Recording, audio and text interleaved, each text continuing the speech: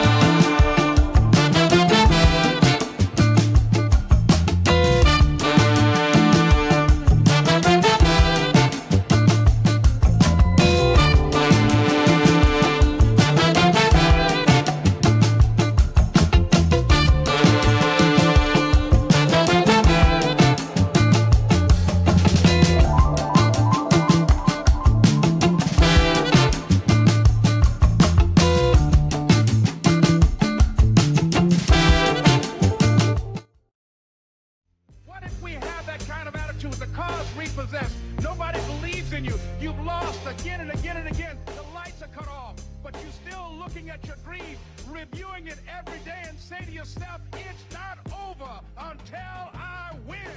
Родина, родина, від батька й до сина, від матері доні добро передам. Родина, родина, це вся Україна, з глибоким корінням, з високим гіллям. Well, if it can, and the next time you assault to do is tell the judge it was my fault, and I'll get sued. See what these kids do is hear about us toting pistols, and they wanna get one cause they think this is cool, not knowing we really just protecting ourselves. We entertainers, of course it's affecting our sales. You ignorant. Шановні друзі, ми будемо починати. Ladies and gentlemen, we're gonna start. And we will start our event from the 1 minute of silence for those who gave their lives for our freedom and for opportunity to be here.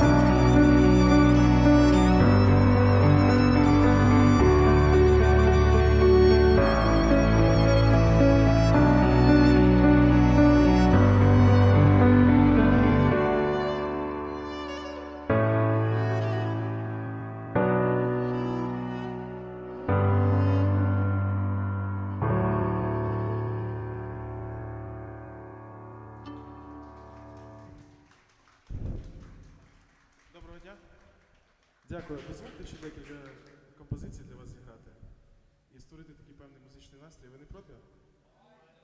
Супер. Я заграю улюблену пісню мого побратима, яку він просить постійно, коли посвариться з дружиною по фрістайму. І він каже, будь ласка, зіграй, я відправлю її, щоб вона не так сильно злилася. І я хотів би цю пісню зіграти для всіх наших дівчат. Просто дякую за те, що ви є, заради вас працюємо, існуємо. Дякую.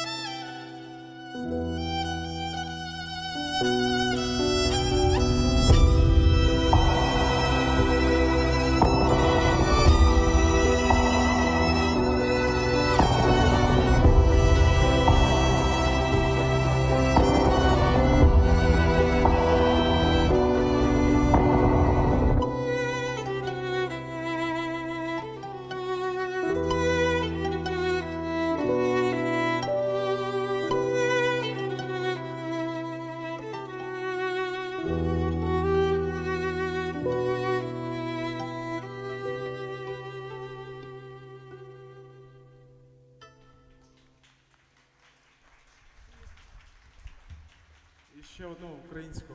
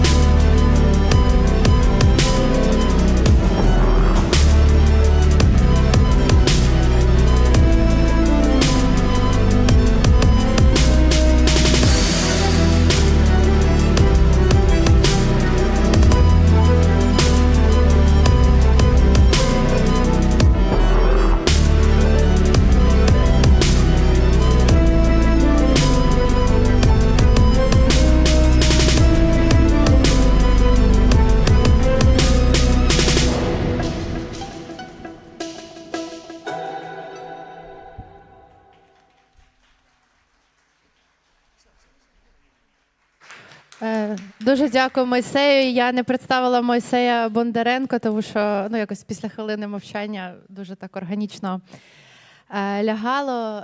Дякую. Ті донати, які ви шерите, також підуть і на бригаду Мойсея. Тому, будь ласка, ми розпочинаємо хакатон. Давайте поаплодуємо собі. Я зараз хочу запросити Ростислава, фаундера ком'юніті. Він розкаже більше, чому ми тут і навіщо ми тут. So guys, for those who are speaking in English, I will try to explain you something about our event. So here we are expecting Rostislav, the founder of our community. And he will appear in a couple minutes. If not, якщо ні, то ми розпочнемо хакатон прямо зараз. У нас є зміни невеликі, ми трошки сьогодні не організовані, пробачте, ви потім дізнаєтеся чому. Так, тому мені команда передає, що ми переносимо початок хакатону з 18 на 12:00. Я думаю, ви цьому раді. Ви вже зараз можете почати кодити, займати наші переговорки та другий поверх. Отаке от у нас відкриття. І потім, коли ми зберемо наших спікерів докупи, ми вас покличемо кожного особисто. Також нагадую про те, що працює фотозона, і ви можете отримати там свій мерч. І зараз діджей Грім трошки додасть мені 2 треки, правда, поки ми розходимо, щоб нам було веселіше. Нагадую, що наші переговорки – це ті, які позначені синім екранчиком. Не всі тут доступні на першому, на другому поверсі, і хот-дески на другому поверсі.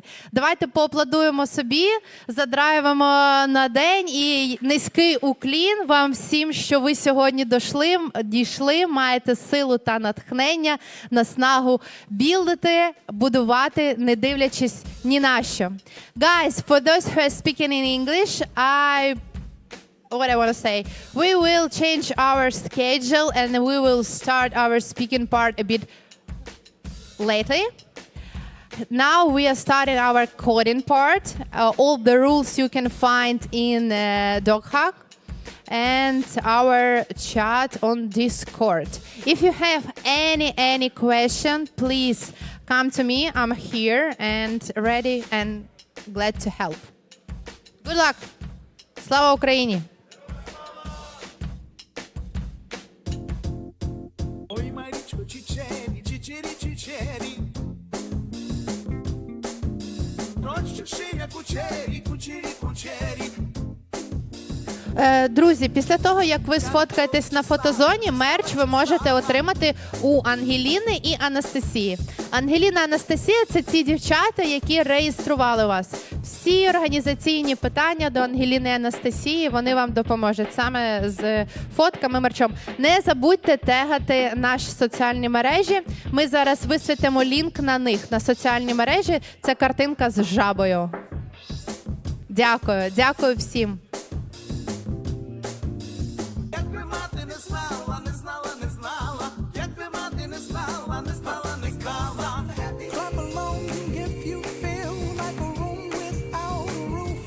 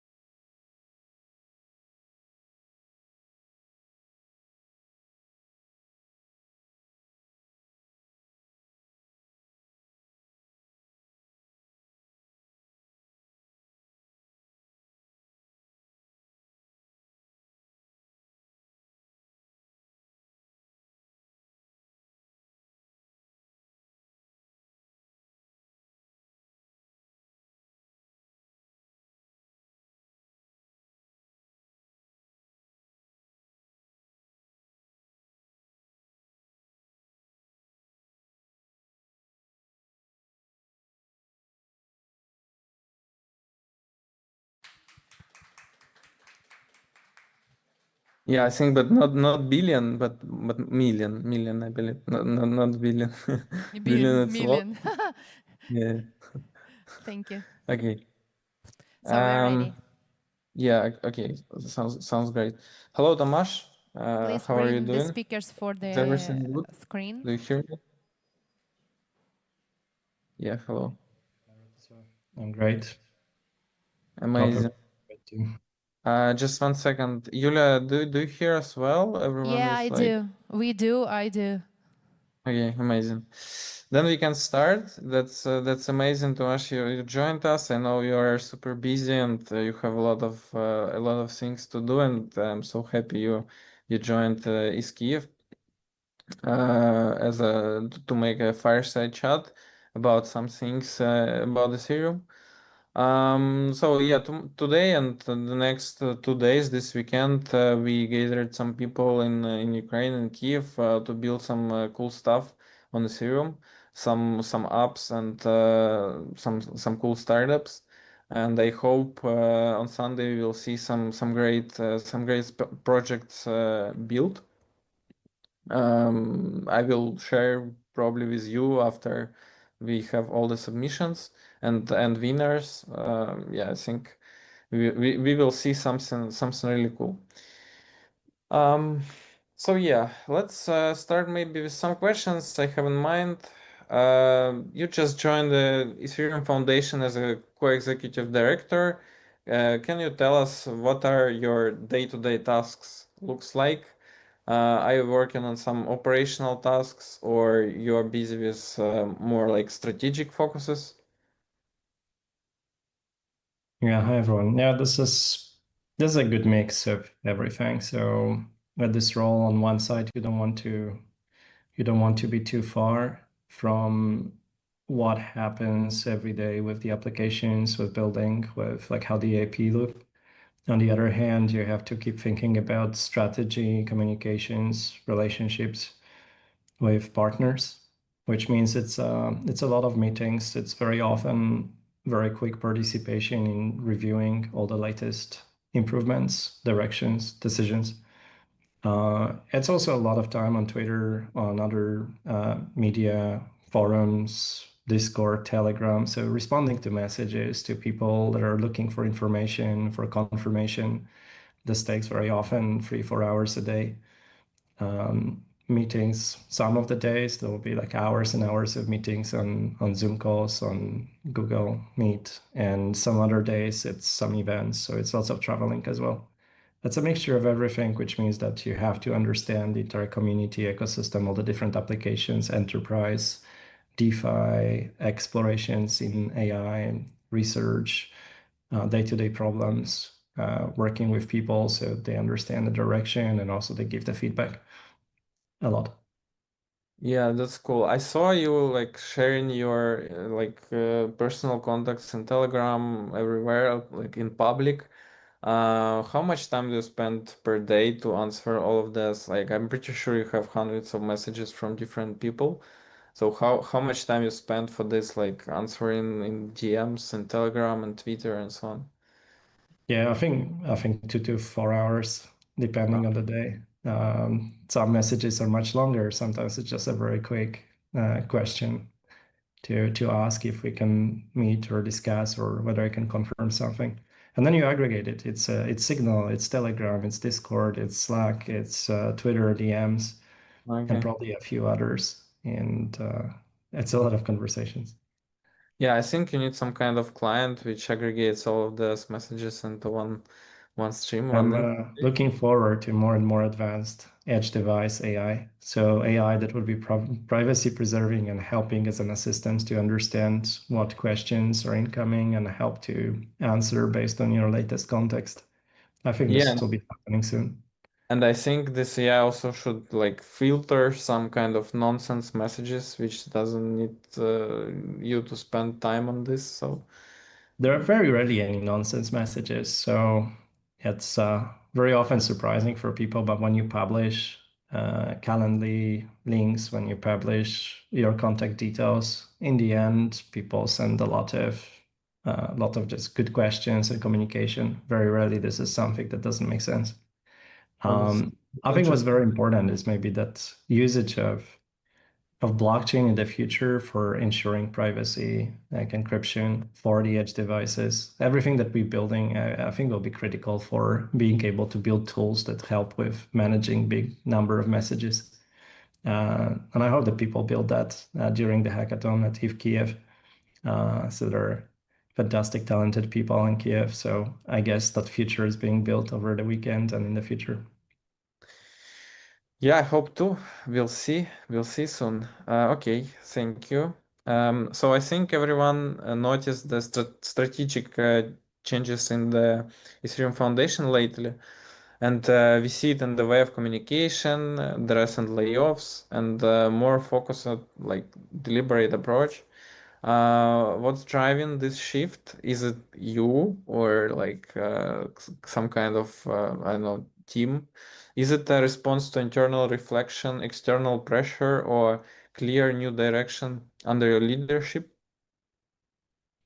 I think it's never me directly as taking decisions. I act more as a catalyst or filter messages or aggregator of messages incoming from either a bit louder sources like Twitter, but also conversations with people in the ecosystem. When I come to events and I talk to people that very often work in the shadows, work on privacy applications, work on new ideas, novel ideas. It can be DeSci, it can be DeFi solutions with AI, it can be AI governance, it can be things for like the prediction markets, novel governance models.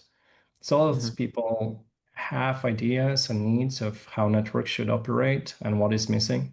And based on that feedback, we try to simply activate those ideas at the foundation, also at other organizations in the ecosystem. Just show the direction, show the problem, show the most impactful changes, the ones that are most aligned with what Ethereum cares about, providing privacy, providing security and censorship resistance. Large enterprises push for that. They ask for those changes, and people day to day looking for the solutions that provide privacy and censorship resistance, they cannot find it anywhere outside blockchain, really. And now when you think about strategic direction, such as filtering that and empowering people that are already at the foundation in the ecosystem that want to move faster, that want to never lose motivation and say, yeah, let's do things. And I think it's very important to make sure that you always activate people that really care about the fundamental principles of Ethereum as well.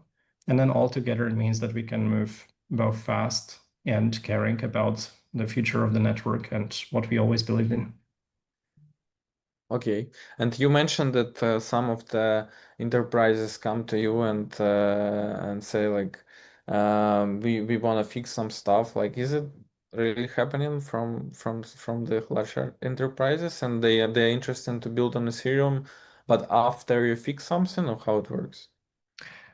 Usually, it's actually a good message. So the enterprises just want to probably it's a bit of curiosity and looking for confirmation that it's the right direction. So they want to have some people representing, like understanding the full scope of Ethereum strategy to confirm for them that yes, you're going in the right direction. Yes, you're picking the right technology. Yes, this will be secure. This will be censorship resistant. And they not necessarily ask for specific changes. They want to become over time part of it. So there were situations where banks were mentioning that they would like to understand how they can participate in the future governance process. And then you understand that this is that interesting world in the future when independent developers can join governance board the same together with, like in this permissionless way, all core devs calls together with people from major financial institutions around the world. So I think the one change or progression that they ask the most for is privacy for institutions. So this is the type of privacy that usually comes with compliance. So ability to have the privacy of transactions of institutions without allowing actors into the funding pools, like capital pools that are not tracked on the like origin of capital. origin of funds. And I think we can take advantage of it because the progression of the privacy solutions driven by institutions then can also support a lot the privacy for individuals. Okay. By the way, about the ACD calls, is like I think right now anyone can join them because they're public. I join them pretty often. I don't say anything, but like I'm just listening, and I think anyone who wants to join and say something, they can do it. And people there are always pretty polite, and you can just go and talk with Vitalik, for example. Not a lot of people, I believe, know about it, but it's just an open Zoom where anyone can just join and talk with Justin Drake or probably you or someone else. That's really cool. I think the entire ecosystem community is very open. So not sure really I was not in the other industry so much as like my last 8 years of building is here. And previously I was mostly working within the larger organizations. But as for the community that is decentralized, that is open source, it's also open source on the side of source of ideas, reaching out to people that drive the technology forward, that think of the novel solutions, cryptography researchers, but also thought leaders that think of how the world will look in the future, what are the dangers for privacy, and all of these people are very accessible. Yeah, that's amazing. Over the last few years, the Ethereum Foundation has stayed largely hands-off when it comes to DeFi, stablecoins, and the app layer in general. I think we all understand why. Yeah, because of some things happening in the US. But recently we saw something new. Ethereum Foundation treasury updates showing usage of Aave, which many saw as a subtle but meaningful signal. Do you see this as a start of broader shift? Will the Ethereum Foundation begin engaging more directly with the app layer, using it, supporting it, even spotlighting core ecosystem products? Or will it stick to a more like a natural stance? Because I know before like the Ethereum Foundation politics is like we are natural, we're incredibly natural, we don't want to support specifically like any kind of protocol, so we just stay away from it and that's it. So now it's changed, or what is the policy here? I think the main reason is definitely the ecosystem matured. So Foundation is one of the institutions that drive the major changes in the ecosystem, in the protocol. And also, as you said, like the changes to the legal situation, much more clarity. In the past, Foundation had to be very, very cautious about its own existence, the legal risks, because the Foundation role is to continuously support those public goods organizations in the ecosystem, and its role is important. I definitely wouldn't say it's like absolutely necessary for the foundation exists, but we want it to always exist because we know it can have a huge impact on the success of the network, the adoption, the quality, and respecting all the ideas that are important. So now when looking at DeFi protocols, we think that there is definitely some set of properties of DeFi that we expect that in the future will be critical for users to join. Like, so it has to be self-custodial, it has to respect privacy of individuals. It has to be decentralized, as the name says. And there's lots of shortcuts with the existing DeFi protocols. They say, okay, like for adoption, I cannot do this, I cannot do this. And we want to set the guidelines for how to build DeFi the way it should look in the future, right? Properly independent, autonomous, self-custodial for users, privacy preserving, it all matters. And now Foundation wants to just say, yeah, we can start allocating to the major protocols. We can show some directions of how to improve. We can also start funding the solutions for a front end and like building applications that will help to embed those properties into applications.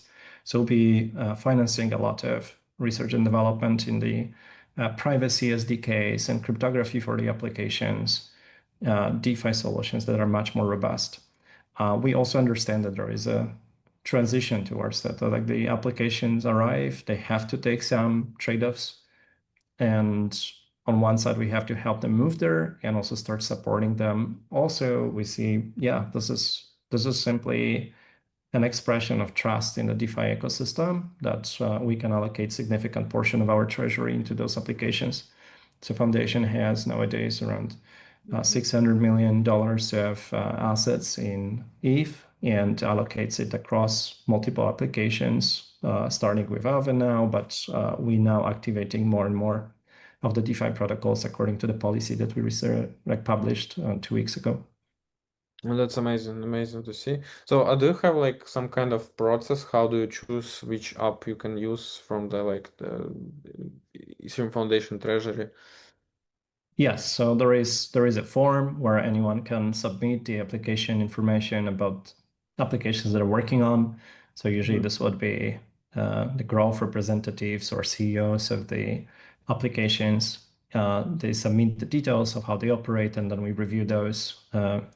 We select this few sets of criteria of like how long they were in the market, how they were audited, how secure they are. Do they look at privacy? Are they self-custodial? Are they properly decentralized? Do they have any like oracles risks and so on? And then it's really a bit qualitative. So there's not a strict formula, but we have all the expertise to decide which direction to go. We'll be cautious, but over time we'll be understanding better and better of how we can have the most impact on accelerating the DeFi ecosystem. It's already thriving on Ethereum, and it's a great shape. I think majority of the builders on DeFi, they come to Ethereum as an obvious choice, their default choice. We want to show that we can be even stronger here. Yeah, that's true because like the TVL is the biggest one on Ethereum L1, which is a great thing. And from if you're talking about the DeFi thriving on Ethereum L1, how do you feel about, for example, Unichain is incentivizing TVL to come to layer 2? How do you see this kind of relationship? Do you see it's like a good way of relationship between Ethereum L2 and Ethereum L1, or how do you feel about this? Absolutely. We are celebrating successes of the L2s, the innovation that comes from their Uniswap and Unichain now as the continuation of their innovation. So they've been the major gas user of the block space user on Ethereum for the last few years. Sometimes would be really like significant portion of Ethereum activity would go for Uniswap. And well, I remember when Uniswap was appearing, it was shortly after, I think around the time when the stable coins were being adopted. And it was a massive improvement into how we could work with tokens on chain. So it's great to see them thriving, experimenting, innovating. The scaling, there is acceleration of slot times. So people can have much better user experience through many of the L2s, and then we can bring much of this innovation to L1s. And you see that across the board. So there is Starknet, there is Arbitrum, there is Base, there's WorldCoin with AI solutions like Proof of Humanity. There's ZK Sync recently improving the Solidity compiler solutions. All of this will be strengthening the L1 as well. Amazing. So, I think, in my opinion, we have a few very important things for Ethereum, like to be delivered as up, like in the short term or at least middle term. What is your personal date prediction for when we will see the following milestones delivered? So first, I have in mind is firstly, before I think we were talking about single slot finality. Right now, we are not talking about this already. We talk about three singles, three slot Free finality. So when do you think we can achieve that next year? Yeah, so free slot finality, I think if we look at the current progression of research and readiness, I wouldn't say that we would be there before end of next year. Okay. But I think it's like the finality, free slot finality, or even better solutions, or is something that many ecosystem players are asking for. And we think that is very important. So it's important for us to work on accelerating this timeline and understanding what solutions to approach. I think for now you see the timeline that is targeting end of 26 or even beyond that, probably more like end of 27. I think it might be unacceptable. So it's important for the researchers to start thinking of how it comes to Ethereum. And when you think about being the best platform for L2s, which is like one of our three main directions, we, for now, in a very short term, we express it as scaling the blobs, but really it means being the best platform for L2s. The free slot finality is a big important delivery among that. Yeah, true. So the second thing I have in mind is Ethereum layer 1 10x scaling. So it's, let's say it's 150 transactions per second. I think interesting thing about this TPS, somehow it could just got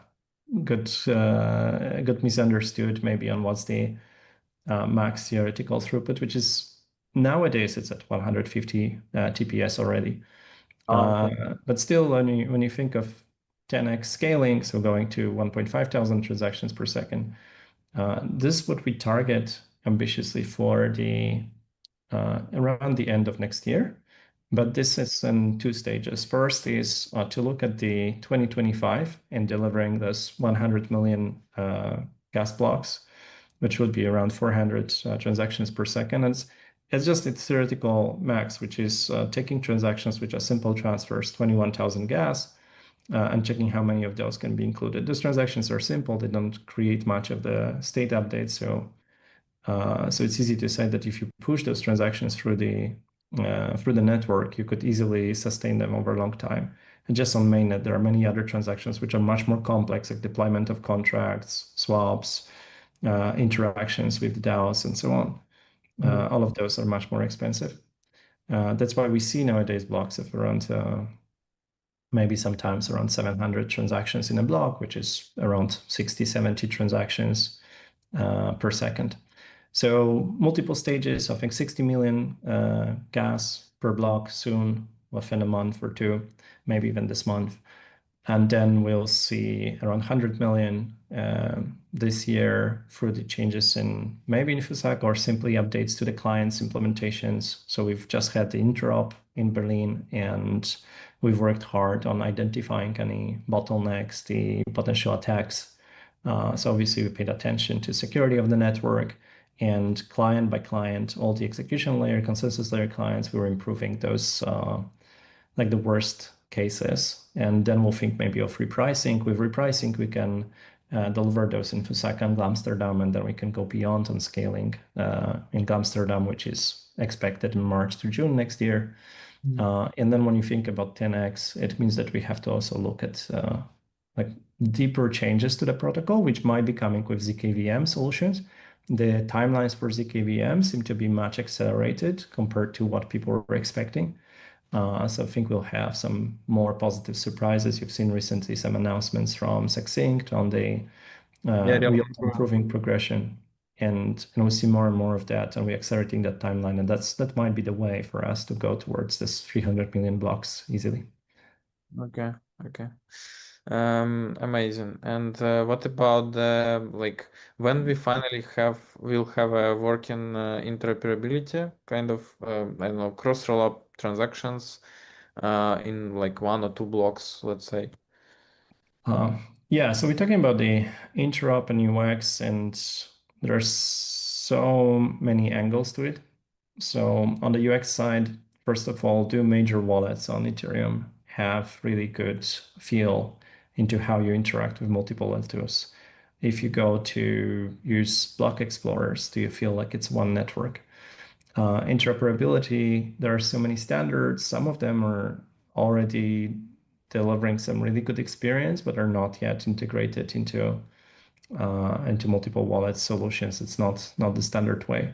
then as you mentioned, like at 1-2 blocks, so we're talking about the finality. So when you mentioned free slot finality, it also affects how much we can use Ethereum L1 as a hub for transfers between the chains. And when you're asking about the progress here, I think we'll see obviously gradual incremental changes this year, but this will be much more work. And I think that this is the least specific set of changes because it touches so many points: UX, account abstraction, wallets, interop standards, innovation in L2s. So you should see simply every month some improvements. That's cool. Yeah, I know that we have some standard for intents, which works pretty well. But actually, it also touches one of other questions I have. So we have a serious user experience problem, in my opinion, in Ethereum. EIP 7702, it was one of my favorite ones in picture upgrade. And it went live more than a month ago, but we don't see like a big adoption. Adoption is still minimal. Many wallets and ecosystem players haven't implemented it yet. We saw some like implementations, for example, from Uniswap, from Ambire wallet, I know, and some Flange, like some different apps. Why do we move so slowly on such critical UX improvements? And what is holding us back here, and why, and what can be done to accelerate real adoption when core protocol upgrades go live, in your opinion? Yeah, I was looking at the metrics today, and I think it shows around 1% of transactions that go for the 7702 flows. As you mentioned, Uniswap seems like a leader now in how their wallet utilizes the 7702 solutions. I think that, as we've seen in the past, like sometimes you have this early adoption, people are experimenting, and then the followers will start accelerating, and you'll see wallet after wallet, application after application taking full advantage and novelty of 7702. Maybe we can blame also a bit the uncertainty in the past about the timings of the deliveries of the forks upgrades to the network. So people would maybe delay to the very last moment some implementations because they wouldn't commit to the changes with this like low expectation on when the dates of deliveries are. So this should improve significantly. It changes the way the ecosystem upgrades everything and how much confidence it has that it should move alongside the Ethereum delivery dates from the foundation and coordination with all the core developers. So there is adoption, and I think it'll be better and better. We'll see it, and it'll become a significant part of what is being traded every day on Ethereum. Maybe some people also afraid of the potential security challenges, mostly for misunderstanding of what are the novelties. Like when you deal with wallets, you usually want to be extremely cautious. Mm-hmm. Yeah, I understand this, but also I would like to personally have some our wallets to upgrade and have like this our ecosystem to feel like a one chain. But I don't see like for example, even Rabi. I use a lot Rabi wallet, but they didn't implement still the 7702, and it's a bit yeah. And we also have intents for a while. We have Across, we have other teams as well building intents, but I don't see like I don't know, huge kind of integrations in the wallets and like UX fixes and so on. So I'm not sure I understand why. I understand that like everyone is concerned about the security, but we like have intents for so long, and you can solve a lot of problems with it, and we still don't see it right now. Yeah, probably it'll be also a choice of users to move to the applications that will support the latest features.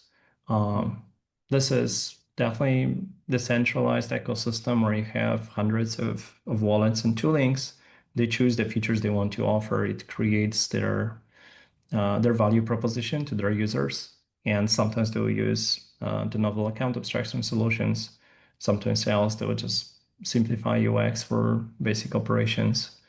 Sometimes it's a multi-chain. So I think the adoption will be there. They have to choose what to go with. There was definitely last year some uncertainty in general, like maybe less of the funds with the application layer. This is improving now, I think, with the adoption that we see among the stablecoins, enterprises, all the applications. Okay, so let's hope that the wallets will catch up soon with all the UX fixes. Okay. Maybe also good ideas for the Yeah, hackathon. amazing. Yeah, maybe someone. And we also saw the great signal from like TradeFi that Stripe acquired the Privia recently, which is also I think pretty good stuff, and I think this will onboard a lot of newcomers into Web3, which is I guess amazing thing. Okay. So yeah, everyone in crypto like seems obsessed with value accrual. At least crypto Twitter, in my opinion, it's just like insane. It's everyone is talking about revenue and so on, like business models or something like this. What is your perspective on this? Short, mid, and like long term, especially in Ethereum's context. Let's take a specific examples. Rollups. They have proven to be one of the most efficient business models in Web3 so far. I think base earning like millions in months of fees and generating revenue for themselves. Do you expect Ethereum OpenDA data availability fees to catch up in some point in the future and become a meaningful source of value? What do you think? I think the most important aspect for growth will be the impact of the network and onboarding new users and onboarding the global economy to chain. The fees will be natural result of this, but the fees will be just some aspect of what really defines the success and the value of the network.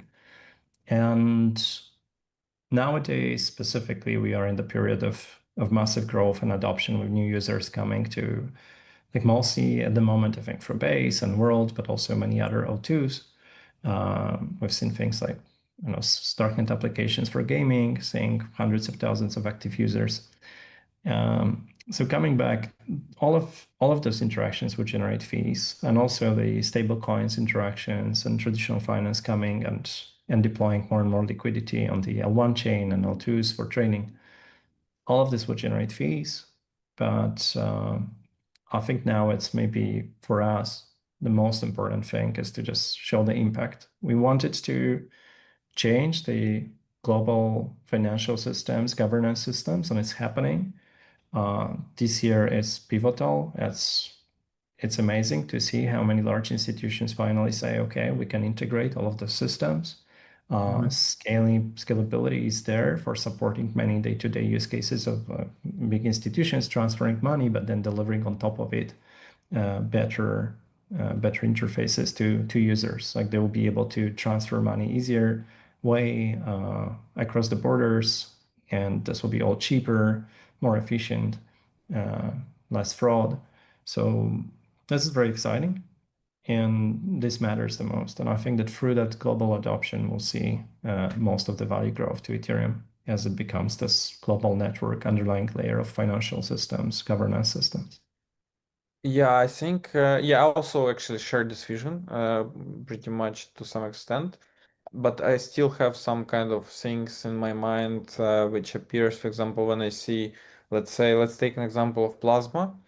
The guys from Tether who are launching their own L1 specifically like for stable coins, and I checked their documentation, and what I saw there, that their L1 is built from Ethereum Tech, so it's a REST client written in Rust, which is basically a sidechain for Bitcoin. And there is no single word about Ethereum because they're using a lot of things from Ethereum, and they even raised money on right now on Ethereum, and they use Aave, the biggest DeFi on Ethereum, to generate yield. but they're still obsessed with Bitcoin, and they're talking about only Bitcoin, so chain for Bitcoin and so on. How do you feel about all of this? Because for me, it's a bit, I think it's a bit unfair, yeah, so that everyone is using Ethereum stack, which is open source and so on, but they even don't talk about Ethereum. Oh, I mean, like I think it's not a matter of fairness. It's permissionless system, open source. Everybody should take it to their advantage and build impactful solutions that deliver for users ability to trade with privacy. All of this strengthen Ethereum. Like, so as you say, okay, raising money on Ethereum, using Ava, we have usage, we have fees, we have benefits for the solutions for users. They can raise money for these processes. They can deploy through the lending protocols for yield, so managed treasury. And then stable coins adoption around the world is extremely critical for cross-border payments and connecting more people to financial markets.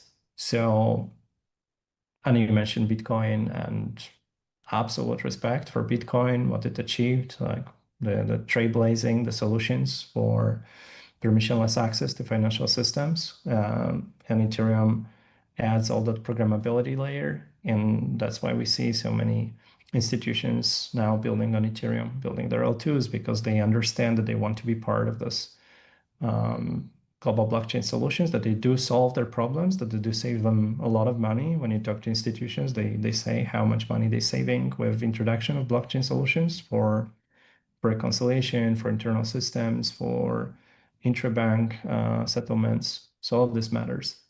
And I think it's great with every single use case that we see. And really, when you go to decision makers, they understand it's being built on Ethereum, and they know the brand, and they understand what it guarantees, like the liveness, security, privacy, censorship resistance. They understand it. Okay. Okay, that sounds reasonable, of course. Okay, and I think the last question will be from me. 1 second. Yeah, so do you use a chain actually? Like, do you use Ethereum L1 or Layer 2 rollups to understand how it feels? Some wallets, like how it feels in terms of user experience and so on, to understand better, to some apps maybe as well. Yeah, so I experiment with applications a lot, and then I retweet that I use something.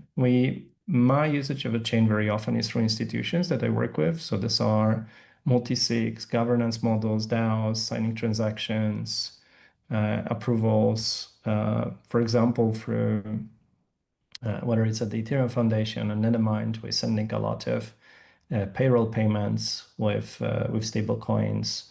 So we use it daily, and these are large transfers. And I think many institutions in blockchain space are doing that and treat it as almost like they forgot how much it enabled ability for cross-border payments and for hiring people around the world. Like whether it's Ukraine, whether it's anywhere in the world, this matters. For many people, this becomes like the one reliable way of working remotely with the large institutions around the world, even if the banking systems disappoint them.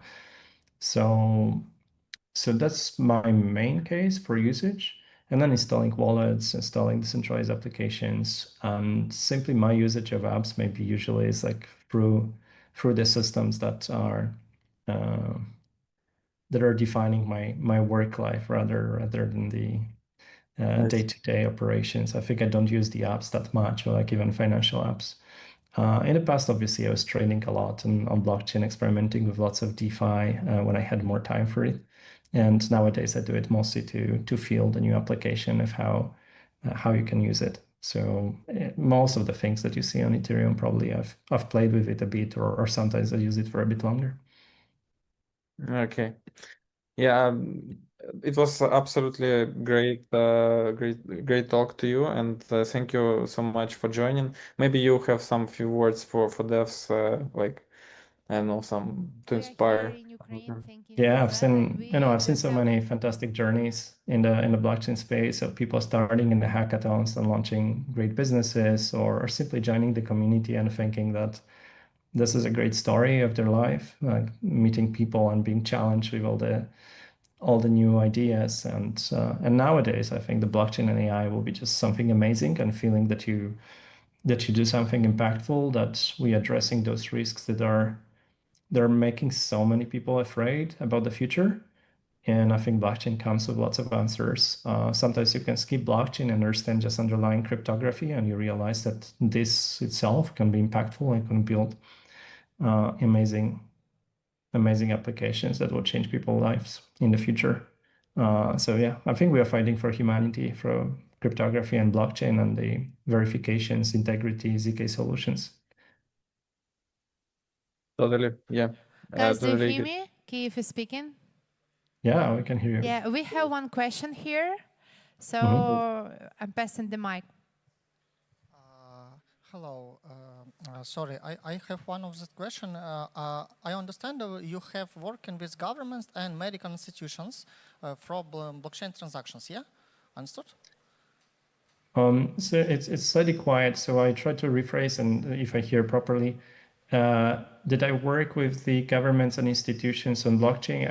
I have conversations with institutions, with governments less often, but sometimes with policymakers, yes. But I work at the Ethereum Foundation, so it's a non-profit organization that supports the growth of the Ethereum ecosystem, impact, but also maintenance of values like privacy, censorship resistance, and open source.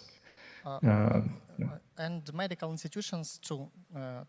Medical institutions, yeah.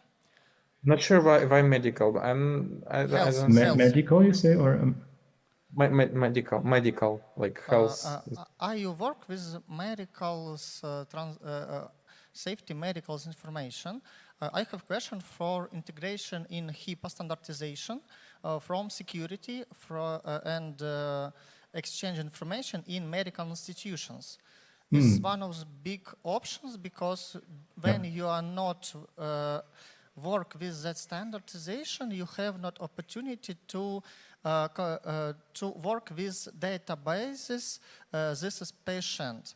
And when you have not blockchain transactions who can work with that standardization, you have not opportunities to save information. And how does it work when is blockchain technology? Yeah, I can tell you. So I think that one thing that's very important for people to avoid, and it's a very typical start for many people that want to build on blockchain, is storing any critical data on blockchain. Like, so, for example, storing medical data on blockchain. And even storing the hash of medical data is a bit risky, because you have this non-deniability. If data leaks of like what matches the hash, then you will never be able to say that this is not true, that leakage is like somehow disconnected from blockchain. Blockchain has this very strong guarantees of the proof of something happening in the past. Where it's very important maybe is to start using zero-knowledge technology, where banks can create some commitments to encrypted data and provide proofs that they have some information, some data, that they participate in some requirements on how to manage funds or how to manage medical data, and maybe together participate in just aggregated metrics and research on the data. These are very complex solutions. They're rarely used in practice nowadays. I think too often, maybe too simple solutions are being proposed as like as a shortcut. Oh yeah, let's do something with medical data without understanding of the complexity of how to deliver that intricate ZK solution that really allows the, like, let it be hospitals or other medical companies to share the data without sharing the data. So simply provide so-called commitments to having some knowledge or satisfying some requirements of how the data is stored or processed. You have option to ZK network, yes? For transactions? Yeah, zero-knowledge technology, also like the continuation of this research, like FHE, so fully homomorphic encryption, that should be studied for what can be done in the future with critical sensitive data. Yeah, I think it Thank you so was much. a question about the privacy. Yeah, okay. Thank you so much. Thank you. Yeah, thank you, Tomasz, for joining. Absolute pleasure. Thank you so much, and good luck to everyone. Good luck. Thank you. Thank you. Вони ще нас чують. Друзі, у нас наступний спікер, він офлайн. Я прошу вас підтягуватися в зал. У нас буде зараз блок офлайн спікерів. 3, якщо я не помиляюся, якщо нічого не помінялось. Ігор вже пройшов, всіх опитав. Кому ще цікаво, будь ласка, приєднуйтесь. So, guys, we will have block from offline speakers. Please be patient, be ready, and I would like to invite Leona. Am I right? Please come here. Please tell us a bit more about yourself, because no one can better tell about yourself. So, passing the mic. Hi, thanks so much. Nice to meet you guys. I'm Leona. Today I want to talk about Ethereum. And I have a time to talk about my project INTMAX, or no, later on. It's starting from 5:15, so I want you to come to my workshop again. But yeah, let's talk about Ethereum. Recently Ethereum is like, people recognize it's kind of one of the blockchains, right? But Ethereum is quite special. I guarantee that. And I want to talk about why Ethereum is so super special, right? So, I want to talk about why Ethereum makes this age special. So let me talk about myself a bit. I'm Leona from INTMAX. And I came here last year and I took a embarrassing photo. Because Rusty recommended me to take this. I made this photo. L2 will never work. Meme coins are all we need. We did such fancy days last year as well. And I cannot speak Ukrainian, but I made this slide, and I need to make an effort to memorize some slides a bit. And I was working on this blockchain for many years, and I was obsessed with scaling blockchains. I could not endure that. I could not stand that blockchain is the most inefficient, least efficient database in this world. It's the most secure database in this world, but at the same time, at least in 2016, 70s, it was called like a crazy, most inefficient database in this world. So how can we scale that? It was my journey, and I want to make it private as well. I want to bring the privacy to that as well. So this is how I was obsessed with privacy payment focus layer 2 to scale Ethereum, and that's INTMAX. And it's basically a combination of Plasma and ZKP, client-side ZKP. So Plasma, maybe some of you guys know that, some of you guys remember that. Plasma was more ambitious roadmap than rollups, actually. Plasma was more limited functionality with more scalability. And we basically complete that vision started from 2018 and with clients at ZKP, that's INTMAX. And why do we have to obsess with layer 2? So it's all about make blockchain efficient database with ultimate scalability, right? So blockchain, so in Bitcoin blockchain, Bitcoin network, maybe 30,000 nodes are running Bitcoin, right? And Ethereum is like 50,000, 15,000. And this is the reason why it's the most secured. At the same time, this is the reason why this is least efficient database in this world. So scale that with ZKP is making a lot of sense. So that's the reason why I did that. So Ethereum is right now, Ethereum with layer 2 is the most secured and most scalable, one of the most scalable database in this world, right? So it's the ultimate vision of database to make a contract and make a, world contract, right? World global contract and the global payments and, new type of organization, and also protecting all of your property right. It's making a protocol. This is a significant phenomena happening in this world right now. The thing is that Ethereum became our most special database in this world right now.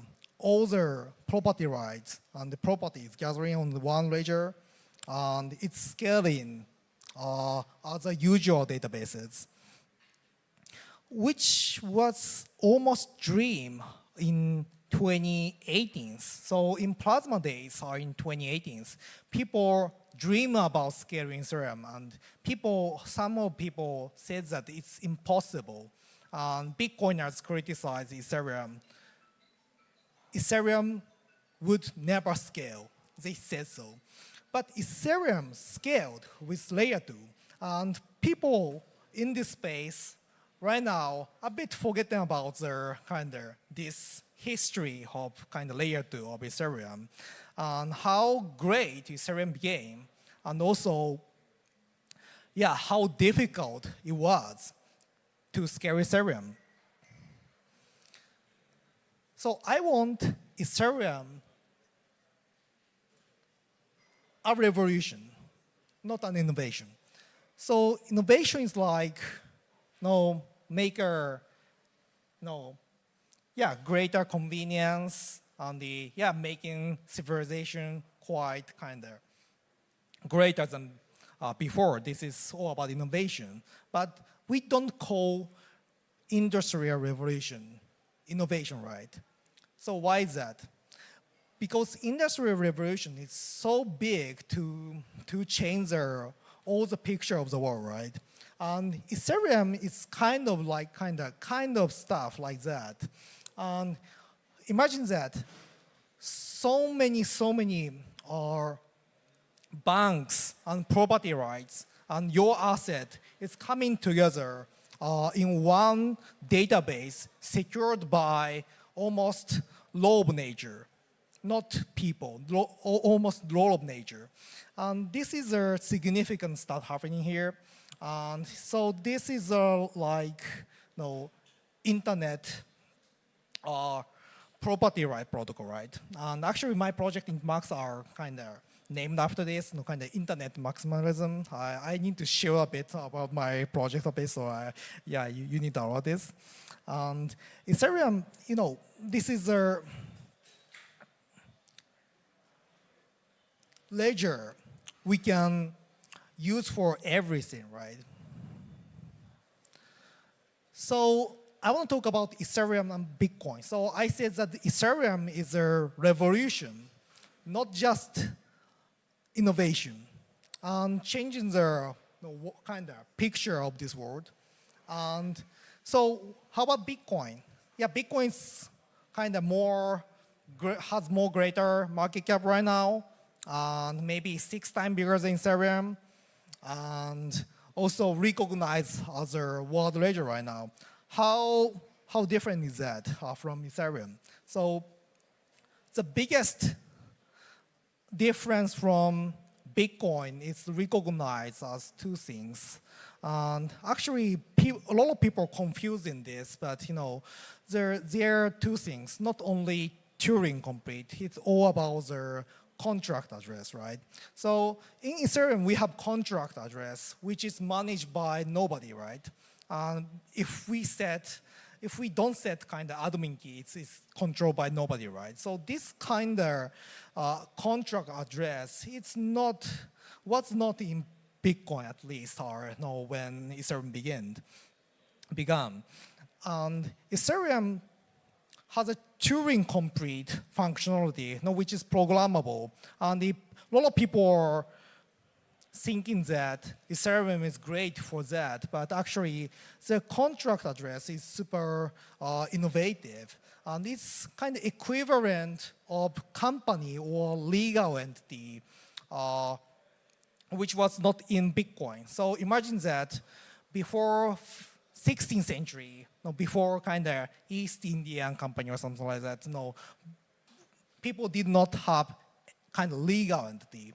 And after that, the legal entity kind of invented, how people started to do a business more wider way. And they kind of put their responsibility in their entity side, not human, which is conceptualized, right? So this is always what is happening on Ethereum. It's re-innovating the concept of legal entity.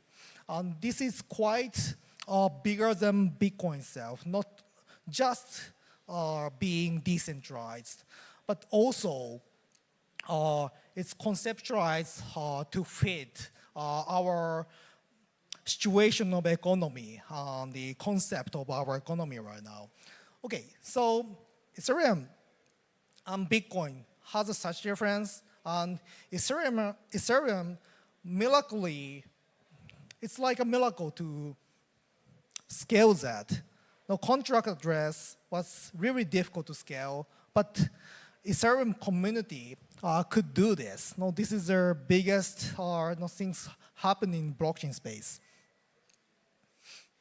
Oops. So let's say it's the last slide, and okay, we could scale Ethereum without compromising decentralization, meaning that it's cheap, as always. And some of layer 2s are private. So what can we have for that? What can we have by that? So it's already almost completed. No, Ethereum is decentralized, Ethereum is cheap, scaled, and Ethereum, some parts of Ethereum are private right now. Almost all the technical stuff are already done. Other infrastructure, actually, it's almost done. I don't say it's 100%. There's many things left to be improved, but the big problem are solved right now. But people still recognize Ethereum as one of our blockchains, right? So why do we have that kind of miscommunication problem? We have our decentralized cheap and private ledger. And what is that? So this is still underrated, in my opinion. What do you think it does mean? Some people maybe, say that it's kind of innovation, revolution. I will say that. The people, say that it's like an opportunity. People would say that it's like, something else. So I won't say that it's like a freedom. And this is freedom. And I truly believe that freedom is more valuable than being smart, and being beautiful, and being powerful, in my opinion. And imagine that you have an Einstein brain, and with a macho muscle pumping, and maybe handsome or beautiful, right? But if you're in a small gauge, you cannot, it means nothing, right? So freedom is more valuable than anything, in my opinion. And I think that Ethereum is one of the ledger, not one of the ledger. This is only the ledger providing this freedom. So thank you so much. And I want to talk about the privacy of Ethereum and how to scale that in my workshop starting 5:15 p.m., 17:15 p.m. So yeah, please join my workshop. Come to me again. Thanks for listening.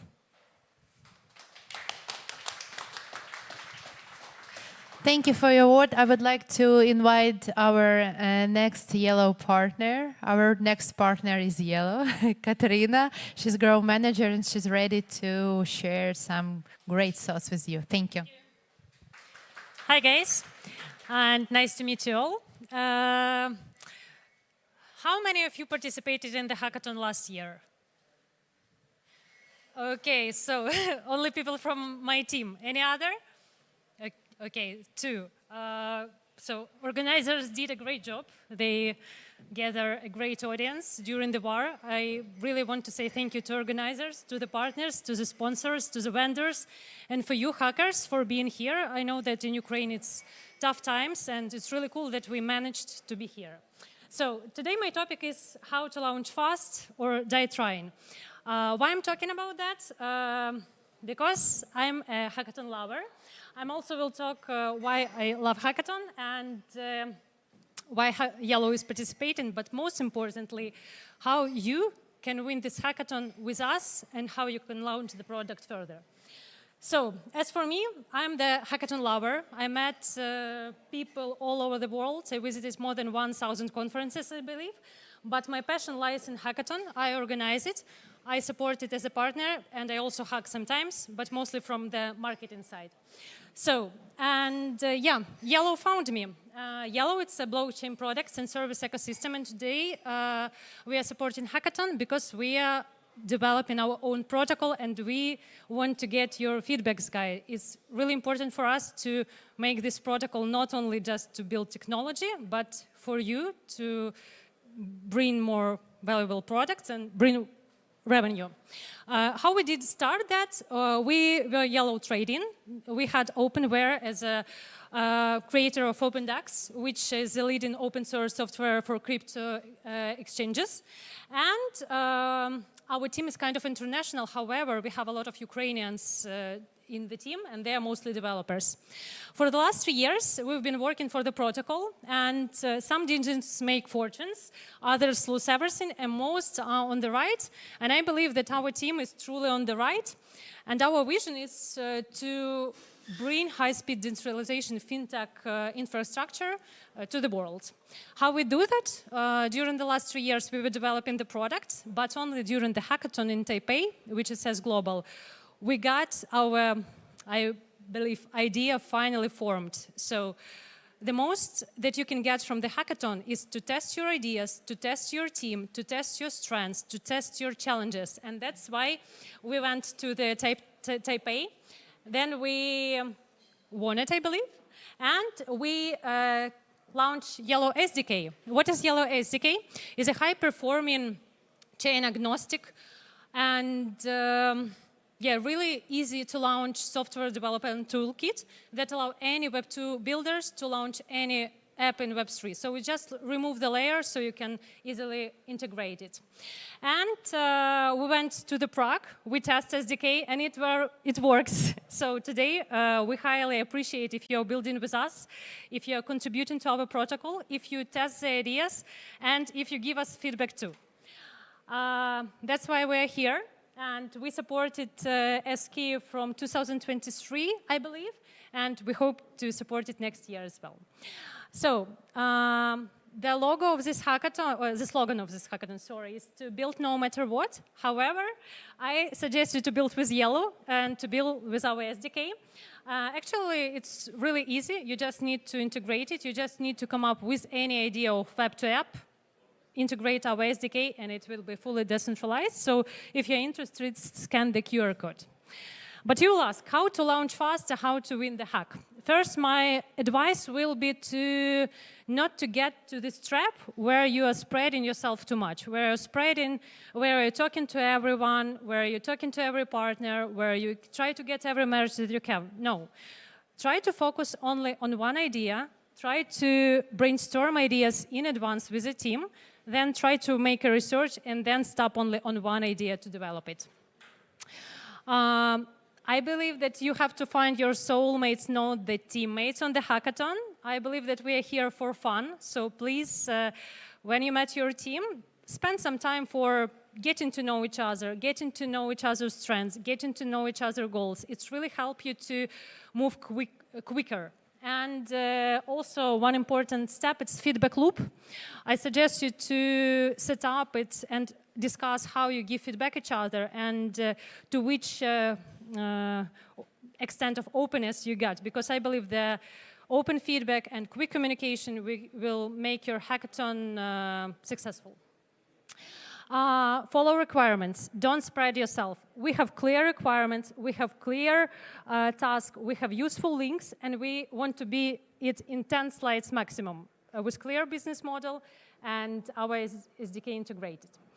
As for the price, we got, actually here have to be more. It's 4,000, 3K, 150 for the most promising concept. And also, we appreciate your improvements to our SDK, which is like 5 prizes for 100, and we also have 1,500. All the tasks are explained by the organizers in some tool. I don't remember the name. However, you can like win really promising prizes. As for the mentors, I didn't add, I'm so sorry, additional members from our team, but all of them are here with a yellow branding, so don't hesitate to come.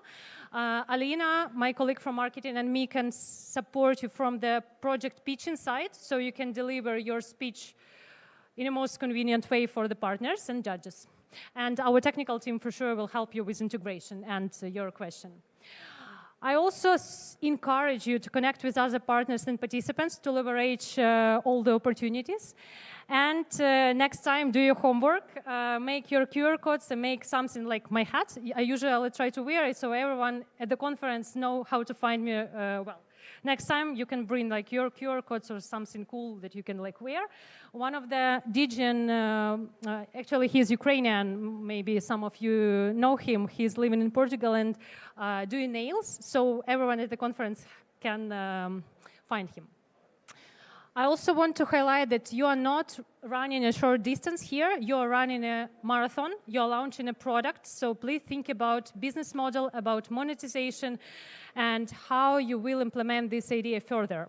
Why it's important? For example, because we have a grant of up to 50K for each team, $50K. So after the hackathon, you can apply for our grant and develop it more.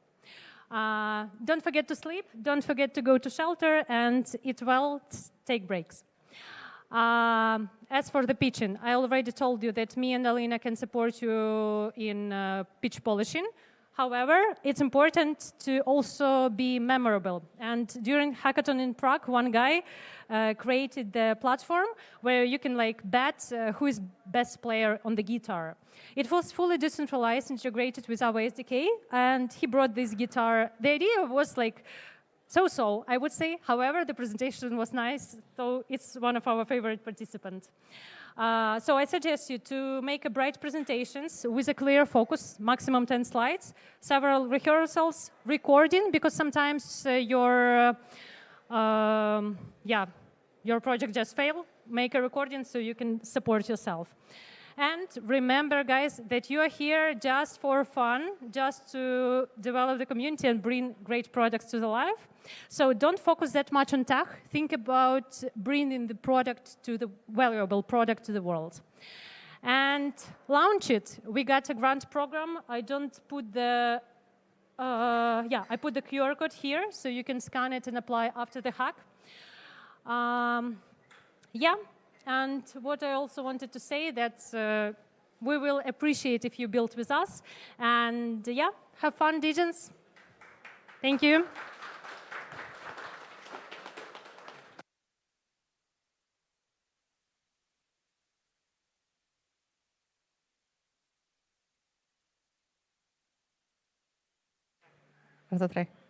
Вітайте, please welcome our next speaker, Ihor.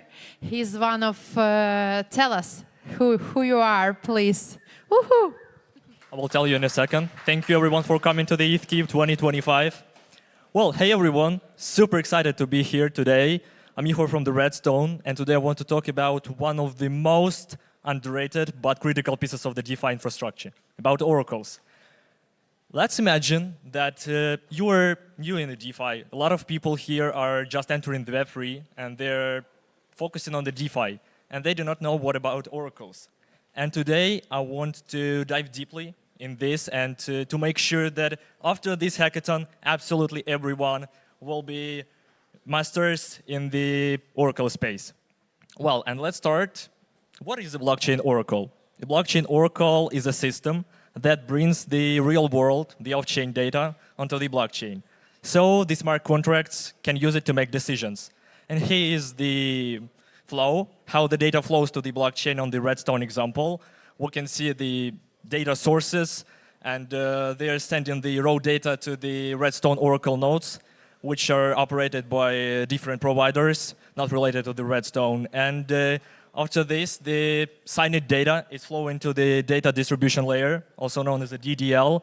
And after the DDL, it comes to the consumers, to the liquidation bots, and after that, it achieves the target blockchain as Ethereum, BNB chains, zk-Sync, and many others. And finally, we're coming to the main question: why oracles matter? A lot of people don't even take a look at the backside of any DApp, but there are a lot of use cases and the oracle roles here and why it's matter. Let's take a look at the lending. I hope that most of you know about the ETHKyiv or Mortho. They're quite popular and widely used DApps in the lending category. The ETHKyiv is the largest DeFi protocol in the EVM, and the oracle role here is to provide the collateral valuations. Also about trading, like the perpetuals or options, and the oracle role here is to supply the real-time asset prices. The synthetic assets are quite widely used now, the SUSD, Athena, and the oracle role is here to track the reference indexes of the real-world prices. And of course, the RVAs. We will talk about RVAs much more later today. The real-world assets, and they are such a huge oracle role here. It brings the off-chain financial data on-chain. But of course, if we're talking about the oracles, we should matter about the security. And all oracles are not 100% performing as they can. And sometimes they fail. And here are some of the failure examples. For example, the Venus protocol, the current client and partner of the Redstone. And before using the Redstone, they lost 11 million due to the chain link suspension of the Luna price updates. And the compound, yeah, it's quite old failure, but it still exists. And the almost 100 million loss due to Oracle error triggering the excess payouts. And well, let's talk about numbers and what has achieved the Redstone for those 4 years. The Redstone powers almost 150 top-tier DeFi protocols that collectively manage almost 100 billion in TVL. And the Oracle model design of the Redstone adjust the data flow to the client's needs via the pull and the push Oracle models. And here are some of the featured clients of the Redstone. We will talk about the Securitize, Pandal, Spark, Venus, Etherfi, Renzo. I hope that you know most of them. And here's some data about security. In case of the oracles, we're in need of the great security. You must be confident in data what are you using in your DeFi project. And here's some of the companies who has already audited the Redstone, the CodeSpec, Audit One, Cantina, and others. Thank you, thank them. And we're also talking about numbers. And the Redstone currently is protecting more than 12 billion in assets. The data is provided by the DeFi Llama. You may find all the projects which were securing with the Redstone protection. And well, let's talk about the ecosystems. What is the feedback from our partners and the such a big players in the Ethereum and the Mega ETH? We are thankful to the Leon, the co-founder and CTO of Mega ETH, that they've chosen the Redstone as their main Oracle partner. And Mega ETH is a real-time blockchain, the first real-time blockchain that is aiming to 100,000 TPS. That's quite a lot. And in case of the Redstone, Redstone is built by builders for builders. So we are always here to support the who are already and building forward in the Ethereum space. And of course, the biggest news of the last month to the Redstone, the partnership with the Securitize and BitL by the BlackRock. I hope that you've heard about the BlackRock. You may not have heard about the BlackRock. And the Securitize has the biggest market share in the RVA section. And here's a message from the co-founder and CEO of the Securitize, the Carlos Domingo, why they have chosen the Redstone as the main Oracle provider for the RVAs. And Redstone is aiming to has the biggest share in the RVAs. We're waiting for the RVA summer. Hope you're also waiting for it. And here's the video of the Redstone roadmap. What are the plans for future adoption of the Redstone to the DeFi? And as I already said about the connection of the RVAs to the DeFi with the Redstone, and the real-time data, real-time oracles provided by the Redstone. The Redstone is powering with the real-time oracles for the real-time chains as the Mega ETH. Also, we're working on the solve of the OEV. Oh, well, I should start again. Okay, and to unlock the BTC Fi. And our main goal is to raise to the 1,000 chains. And we are already live on more than 100 chains and expand to the AI oracles. Thank you so much. If you have any questions, you can catch me up on the location for all the 3 days, and I will help you with anything Redstone related. And hope to see a lot of builds on the Redstone. Thank you so much. Thank you, everyone.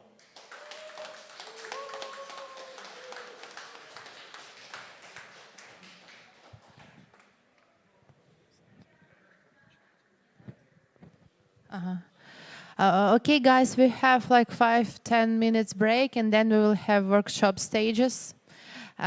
Please, what time is that? Is now? Now is let's meet here at 4. It's like in 12 minutes from now.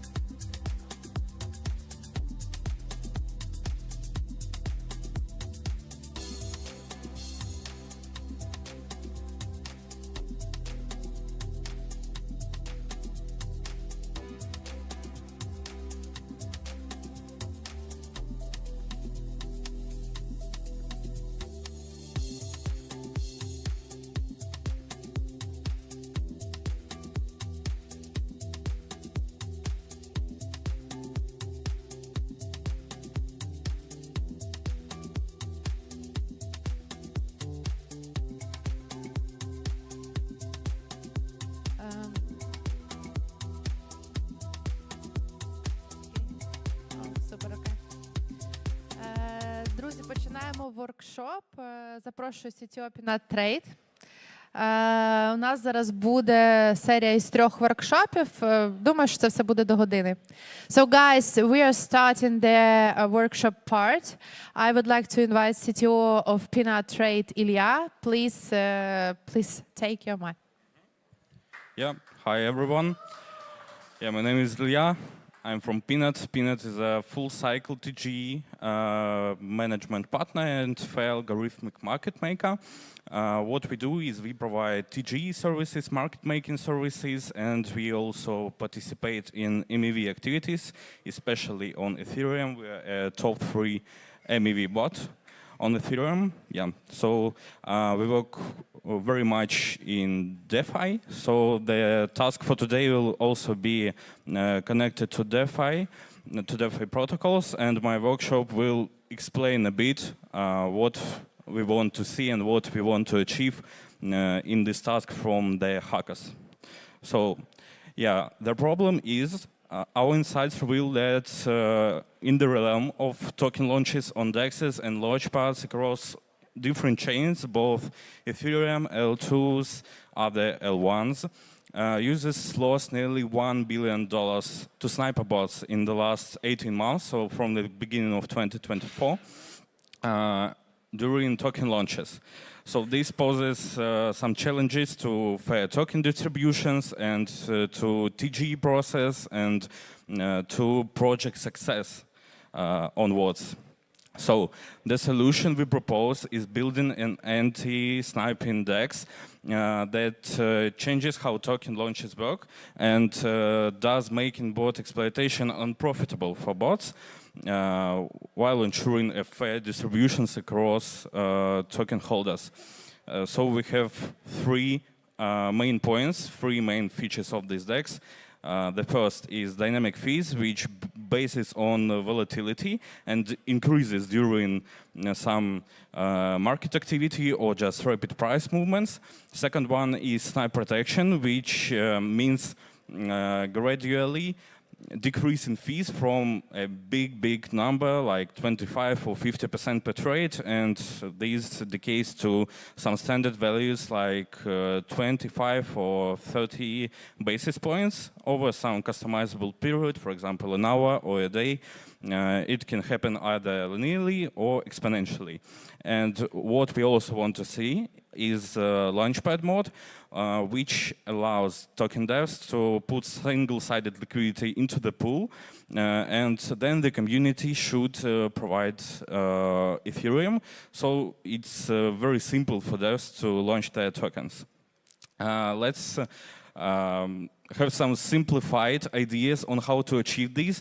These are not mandatory to implement. You can have your own ideas or some better solutions. These are just for some inspiration. So we could have an anti-sniping pool, which would have some AMM state, which is from Uniswap V2. We could have some dynamic fee state, which includes a volatility accumulator, which is some, it shows the volatility on the pool and is used to have dynamic fees. We also can have last traded block and last active price to calculate the fees evenly. We could also have fee scheduler state for the decrease in fee. For anti-sniping, we can specify launch time, initial fee, which is, for example, 50%, and base fee, which is, for example, 0.3%. And we also could specify fee decay periods. That's the period for how long the fee would decrease to the base. And also we could have some feature flags to understand what we would enable or not from the required features while deploying the pool. So here is some also an idea, a simplified code of the volatility calculation. We have 3 variables. Decay period, that's the time after which volatility resets to 0. So for example, if the token isn't traded for an hour, for example, then the volatility is counted as 0 because there is not much activity. The filter period is a period within which the volatility accumulates. So, for example, like in 5 minutes, the volatility is accumulated, and then the decay factor tells us how much volatility decreases between the filter period, for example, 5 minutes, and the decay period, for example, 1 hour. So, how quickly does the fee decrease in these 55 minutes? And here is some very basic formula which uses the time from last trade, and we can add the decay volatility. So if the time since last trade is bigger than the decay period, then the volatility, as I already said, is 0. If it's between decay period and filter period, then we increase the volatility calculator by the decay factor and divide by 1,000. So the decay factor must be less than 1,000. And then we increase the accumulator by the price movement. Price movement is some imaginary number, so you need to figure out what would that be to increase the volatility accumulator and update the last trade timestamp. So that's how we get the volatility factor. And then we can introduce the dynamic fees. We also introduce a variable fee control that scales how much volatility affects fees. That meaning that, for example, 10 in the variable fee control would mean that the volatility doesn't affect fees too much, whilst 1,000 would mean that the fee would react to any volatility or any trades nearly immediately.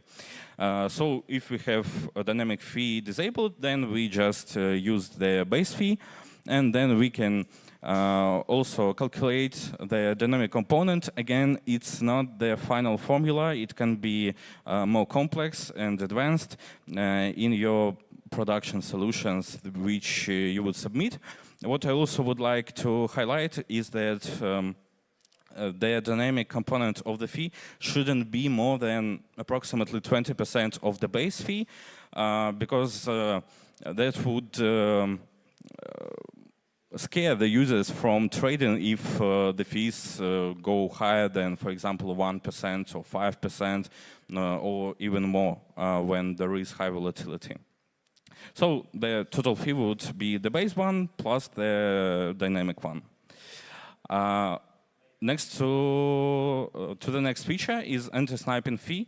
There can be two main ways for the token dev to decide how his anti-sniping fee would decrease, either linearly or in an exponential way. That relies on the elapsed time from the launch time, which can be got from block timestamp, or it can be tracked by block numbers. It would be good to have both options. And the same for the current fee exponential. Again, we're using the approximation using the Taylor series. There are more complex formulas, so you can use them. Here are some ideas for the launchpad feature of our DEX.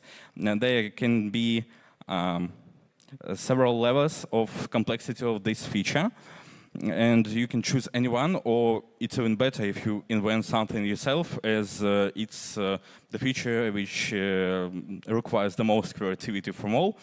So the noob level would be just to use virtual ETH reserves, which means that the pool starts with 100% project tokens and 0 real ETH, and we, instead of the real ETH, just add some imaginary number.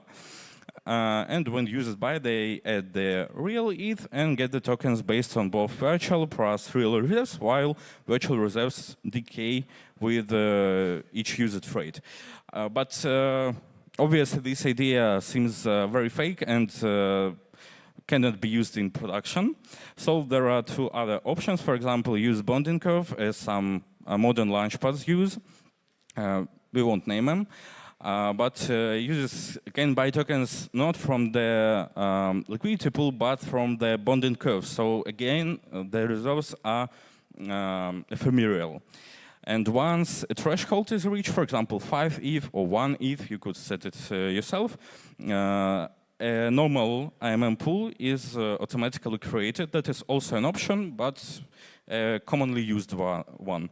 And the advanced level of implementing this feature, which is not very much used, but very interesting, is to use concentrated liquidity, which may contradict the initial task to build an IMM DEX, but that's okay, and that can be implemented. And the ways to combine concentrated liquidity and constant product pools requires some research from the hackers.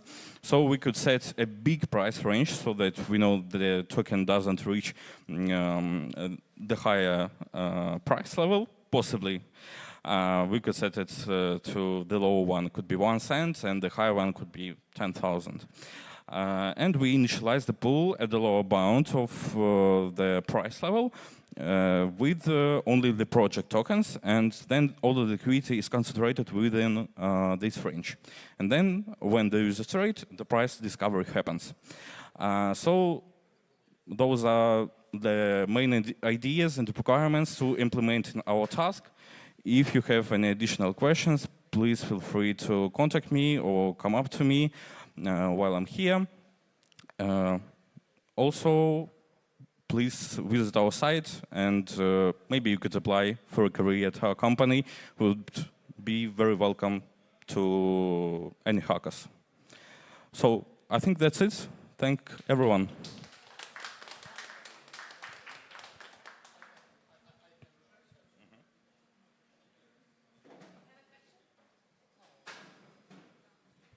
Thank you so much. Maybe someone has a question?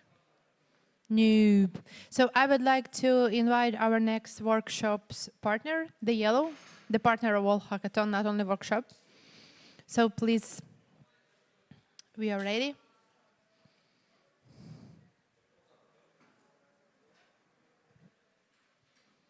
I believe we need the second mic.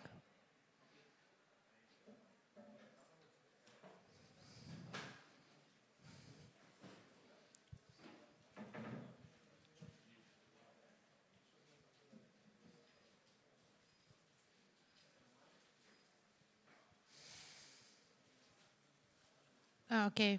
Mm-hmm.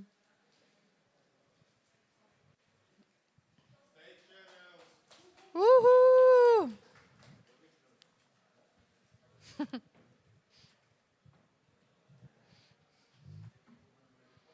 So the technical silence, tech preparation. So are we ready? You can come here. I believe you're going to be the speaking person. Okay, great. So I will pass the mic to you. Thank you, guys.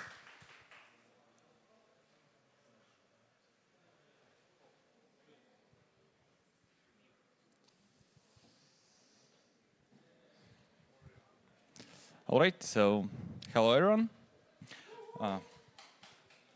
Thanks. So my name is Danilo Patera, and I'm the VP of Engineering at Yellow. So what we're gonna speak about today is what's Yellow Network, what are state channels, why do we like them so much, what's our recent product ClearNet, and how you can build your first step using the Neutralite SDK. So a couple words about us. Before it was Yellow, it was two companies. It was Yellow Trading, who has a background in market making and startup incubation. We've been in crypto since 2013. And our founder, Alexei Sirke, he was also one of the founders of GSR, for those of you who know what is this company. So, and Openware. Openware was a company who built one of the well-known creators of OpenDAX, which was an open source crypto exchange. And we've been shipping it to our customers for quite a long time. And then at some point, both companies merged and the Yellow was born. So a little information about the Yellow network. So who are we and what are we trying to do? So our goal is to be the leading DeFi clearing protocol using state channels for ultra-fast, secure, and cross-chain settlement, empowering developers to build scalable applications. So a little bit about the current state of blockchains. As we know, with all the growing number of blockchains, the liquidity fragmentation becomes worse. And that's a real issue. While DeFi has decentralized, has revolutionized the way we buy and sell tokens, unfortunately, the DeFi performance cannot reach the performance of centralized exchanges. And due to this problem, institutional trading is still mostly done on centralized exchanges. And we all want DeFi to be more accessible and more trading to be moved to DeFi. So that's why we're trying to build clearing protocol that's going to be DeFi-like, and that could potentially reach the performance of the centralized exchanges. So in order to do so, we are using the state channels. And for those of you who don't know, state channels are the layer 2 scaling solution for blockchain. Essentially how it works is state channels allows you to perform multiple off-chain transactions while only submitting 2 on-chain transactions. The first one is to open the channel, and the second one is to close it. This way, users can perform thousands of transactions off-chain, having the security guarantees. In case something goes wrong, user can at any moment submit the state to the blockchain and get his money back. So we've been working with state channels for the last 4 years. We've been working closely with the team who did Nitro framework, which was one of the most popular framework for working with state channels.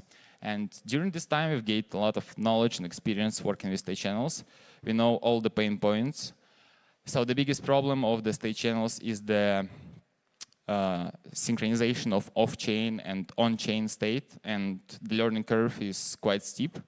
So we've been looking into how we can solve this problem even for us, because we were just tired of constantly rebuilding state channels in every project. So we went to ETH Taipei hackathon, and there we've come up with our latest product, which is called ClearNet. So what's ClearNet? So the ClearNet consists of several layers. It's the neutralized smart contract, which basically covers, that's just a smart contract that covers the state channels on chain. And then there is ClearNode, which is a Golang backend application. And then on top of the ClearNode, you can build your app. So how this basically works, users come to us to apps.yellow.com, they deposit their funds, and then you can build the application that will work on top of our network, where basically for you as a developer, there is almost no blockchain interactions. You can just interact with the user balances in our system. This allows you to build highly performant applications very fast, very easy. You don't need to think about adding the new chains or managing the inventory, nothing like that. It just really simplifies for you. You only work with off-chain transactions. So, how to build your first step with Neutralite SDK. Neutralite SDK is our TypeScript SDK that works with ClearNode. And today with me I have Max Moskalenko, who will come here and show us and walk us through the code to show you how you can easily integrate your Web2 application with ClearNode SDK. Thank you. So, Maxim. Okay. Hello, everyone. Let's close this application called Google Slides. Yeah, right, correct. So I will show you how to integrate Yellow State Channel in your application, how to build with it, and we're gonna start with documentation. So we have this documentation on erc7824.org, where you could find quick start button, and here you need just to install Neutralite, and you have everything to build. The first thing first, we will need to create a channel itself. So every user needs to allocate some funds, and your application would use it. To create channel, you just go to appsyellow.com, and here you will find a simple UI where you could deposit some funds. For example, I don't know, let's try it. It usually works.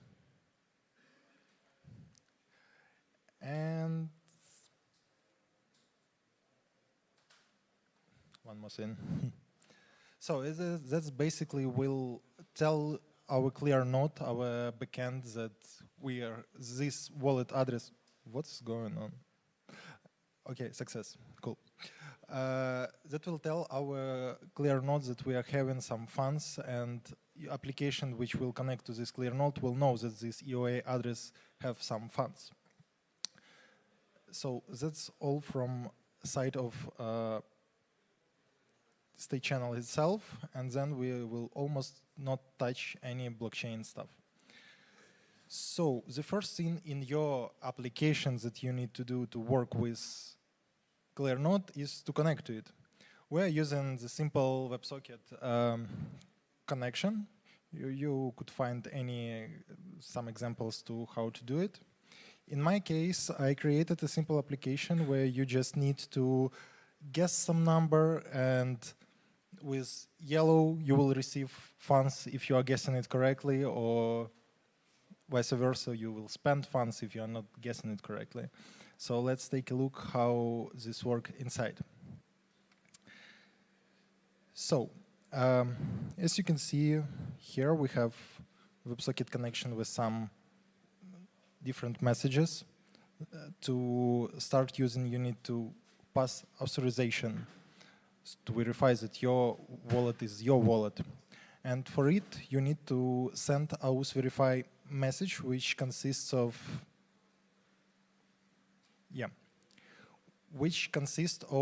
EAP 712 signature. That's a cool signature with different typed fields. Actually, I could show you if it would be much easier if I not forget to clear my local storage beforehand. So yeah, that's how it works, how it looks. And here we have different fields.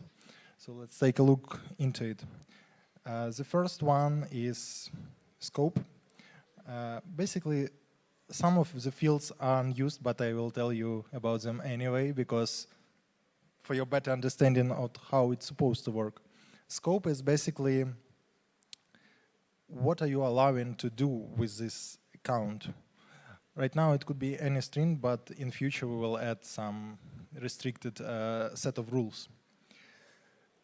Application is address of logic that should be verified on blockchain, but usually, I mean, currently it's not implemented as well, so it could be any string as well. And basically all validation is made right now on backend. Participant, we're using session key for this type of stuff. I will explain later why, but it's really powerful tool that will allow you to not sign transactions with your EOA, and instead you are just telling ClearNode the signature from this address, from address of participants. Participant will be like valid. Expired the expiration date of the signature request. Allowances, that's similar to blockchain allowances, but for off-chain stuff, you don't make any blockchain transaction. It just tells how much assets could this application spend in the name of your EOA wallet. Spent from the state channel itself. And wallet address, that's your EOA address which you are signing it with. Okay, so when I'm sending this thing, I should receive auth. Oh my god, it's so much ping pong here. I should receive auth verify message, which will provide me a GVT that I could use for my future response.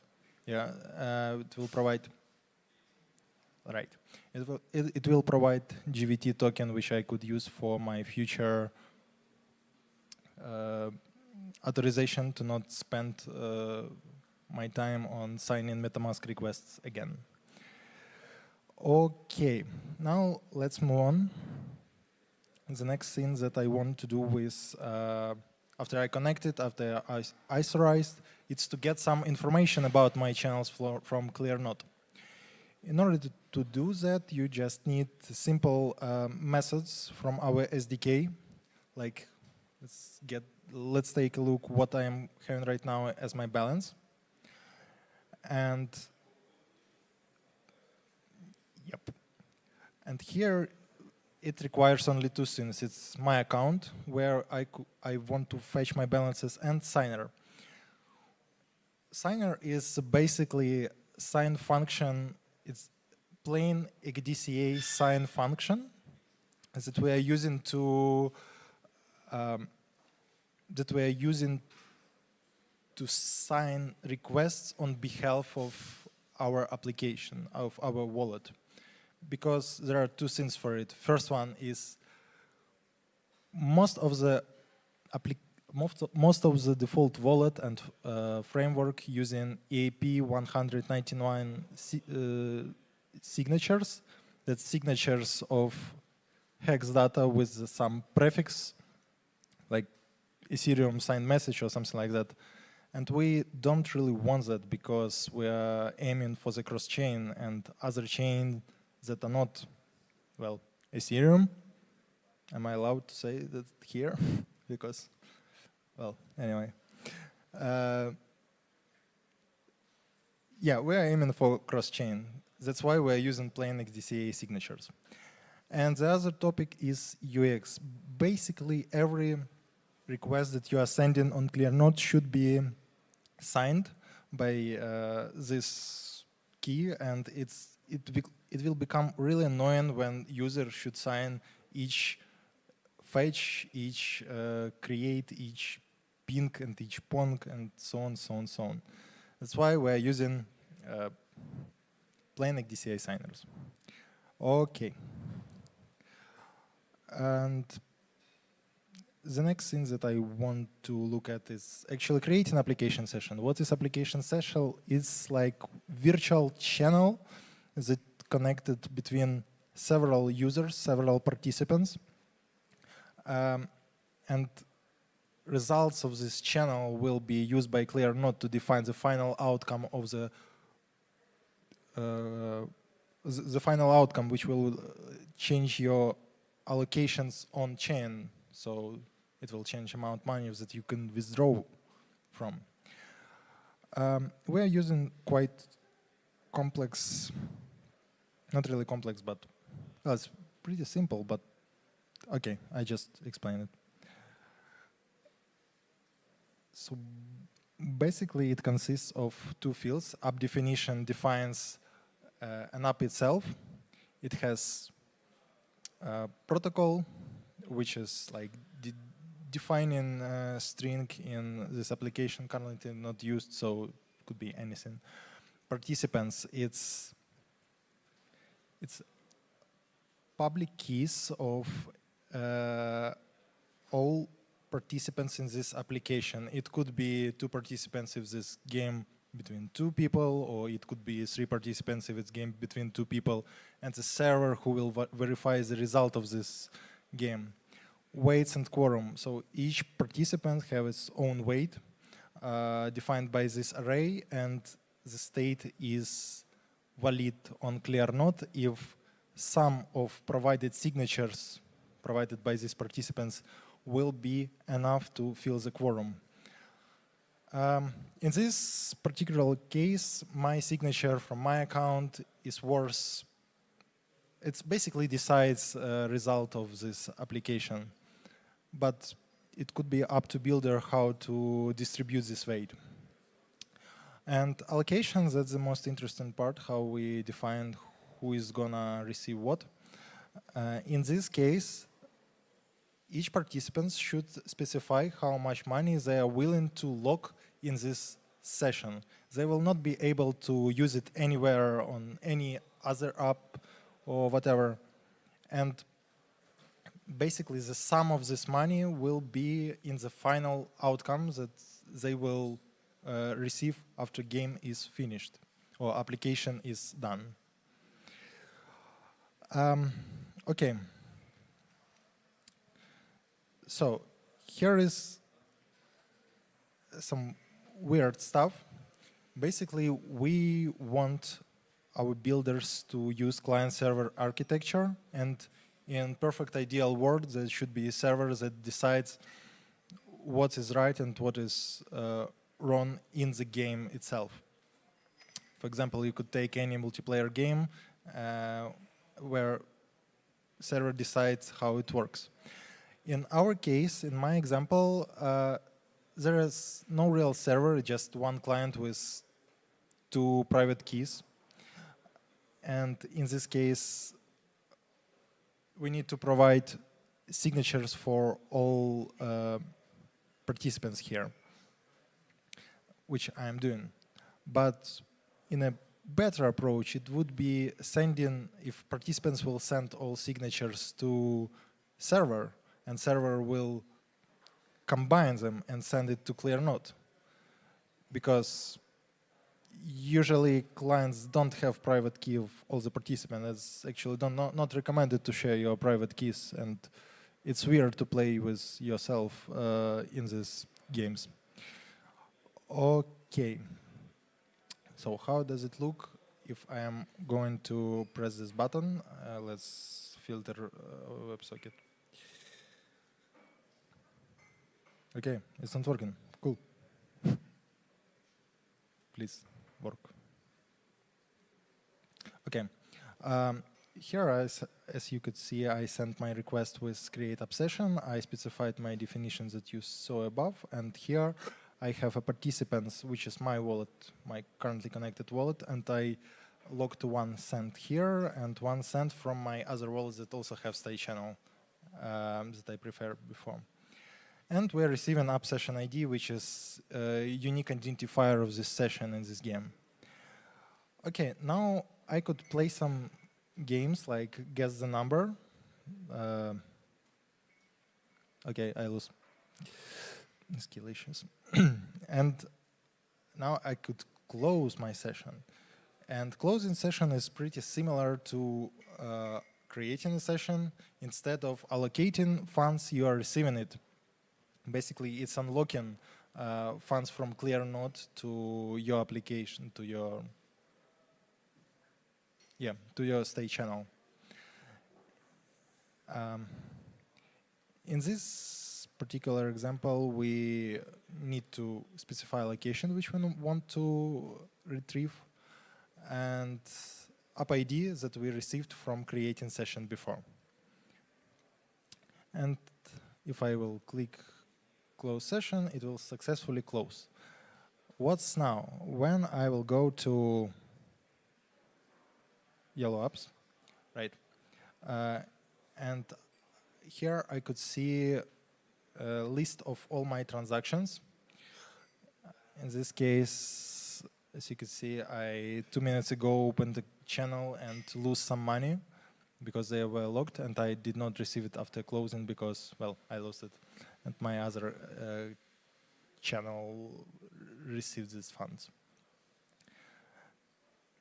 Basically, what's left here when you are done with the games or with application usage, you just withdrawing and receiving your money on your EOA wallet or what wallet you use.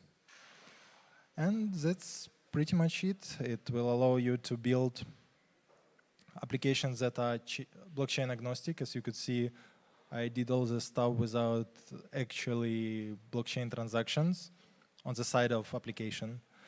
And it's easy to integrate, it's relatively easy to work with, and will allow you to fast build some applications that require some payment methods. Okay, that's all from my side. Any questions?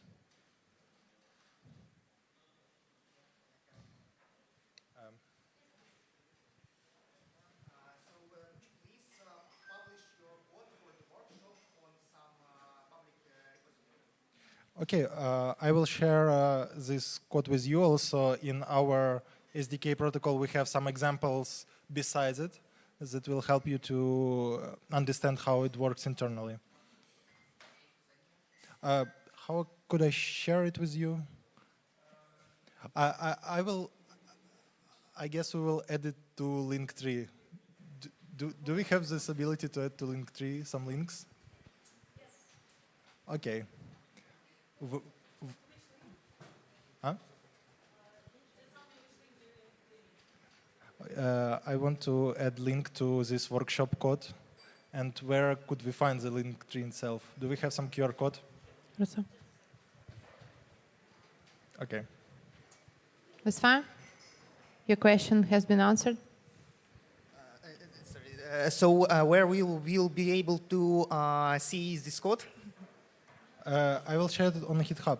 It's on GitHub, okay. And where can I get the link? Our manager will contact you. So please contact the Kate. She's growth manager there, and she will send you the link directly. That's right? Great. Could be done as well. Superb. Yeah, one more. So if I understand it right, I tried to open the channel, but I have to first make a first deposit. Yes, that's required to open the channel. Yes, basically your money are locked in a smart contract, and it could be received only by two signatures, by yours and by ClearNode signature, which is our backend. And ClearNode signature should verify that it verifies how much balance do you have based on states provided by the apps. It could be different apps for one channel. And, well, your signature is your signature. You just... So to build the app, I should create the channel. And to create the channel, I should deposit any amount of, for example, USDC on the Polygon network, yes? Yes, but I guess for this hackathon we could provide some testnets, right?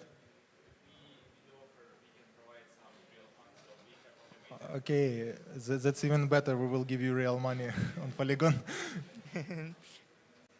So to get this real money for free, I should contact you. Yes, yes. Okay, thank you. You definitely should. Please applause, guys, to the yellow.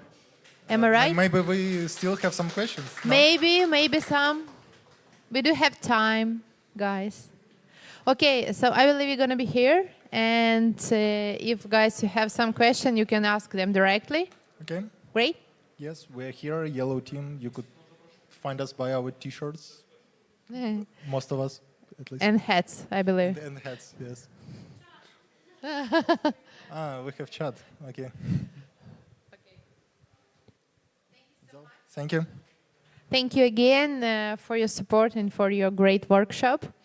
We are ready to continue. Am I right? And I would like to invite Leona from INTMAX for the next workshop. It's going to be the last workshop for today. Yeah. Thank you.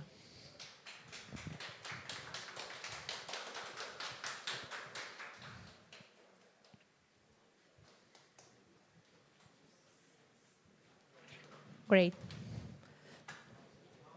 1, 2, 1, 2. Please take the mic. Yeah, first, thanks.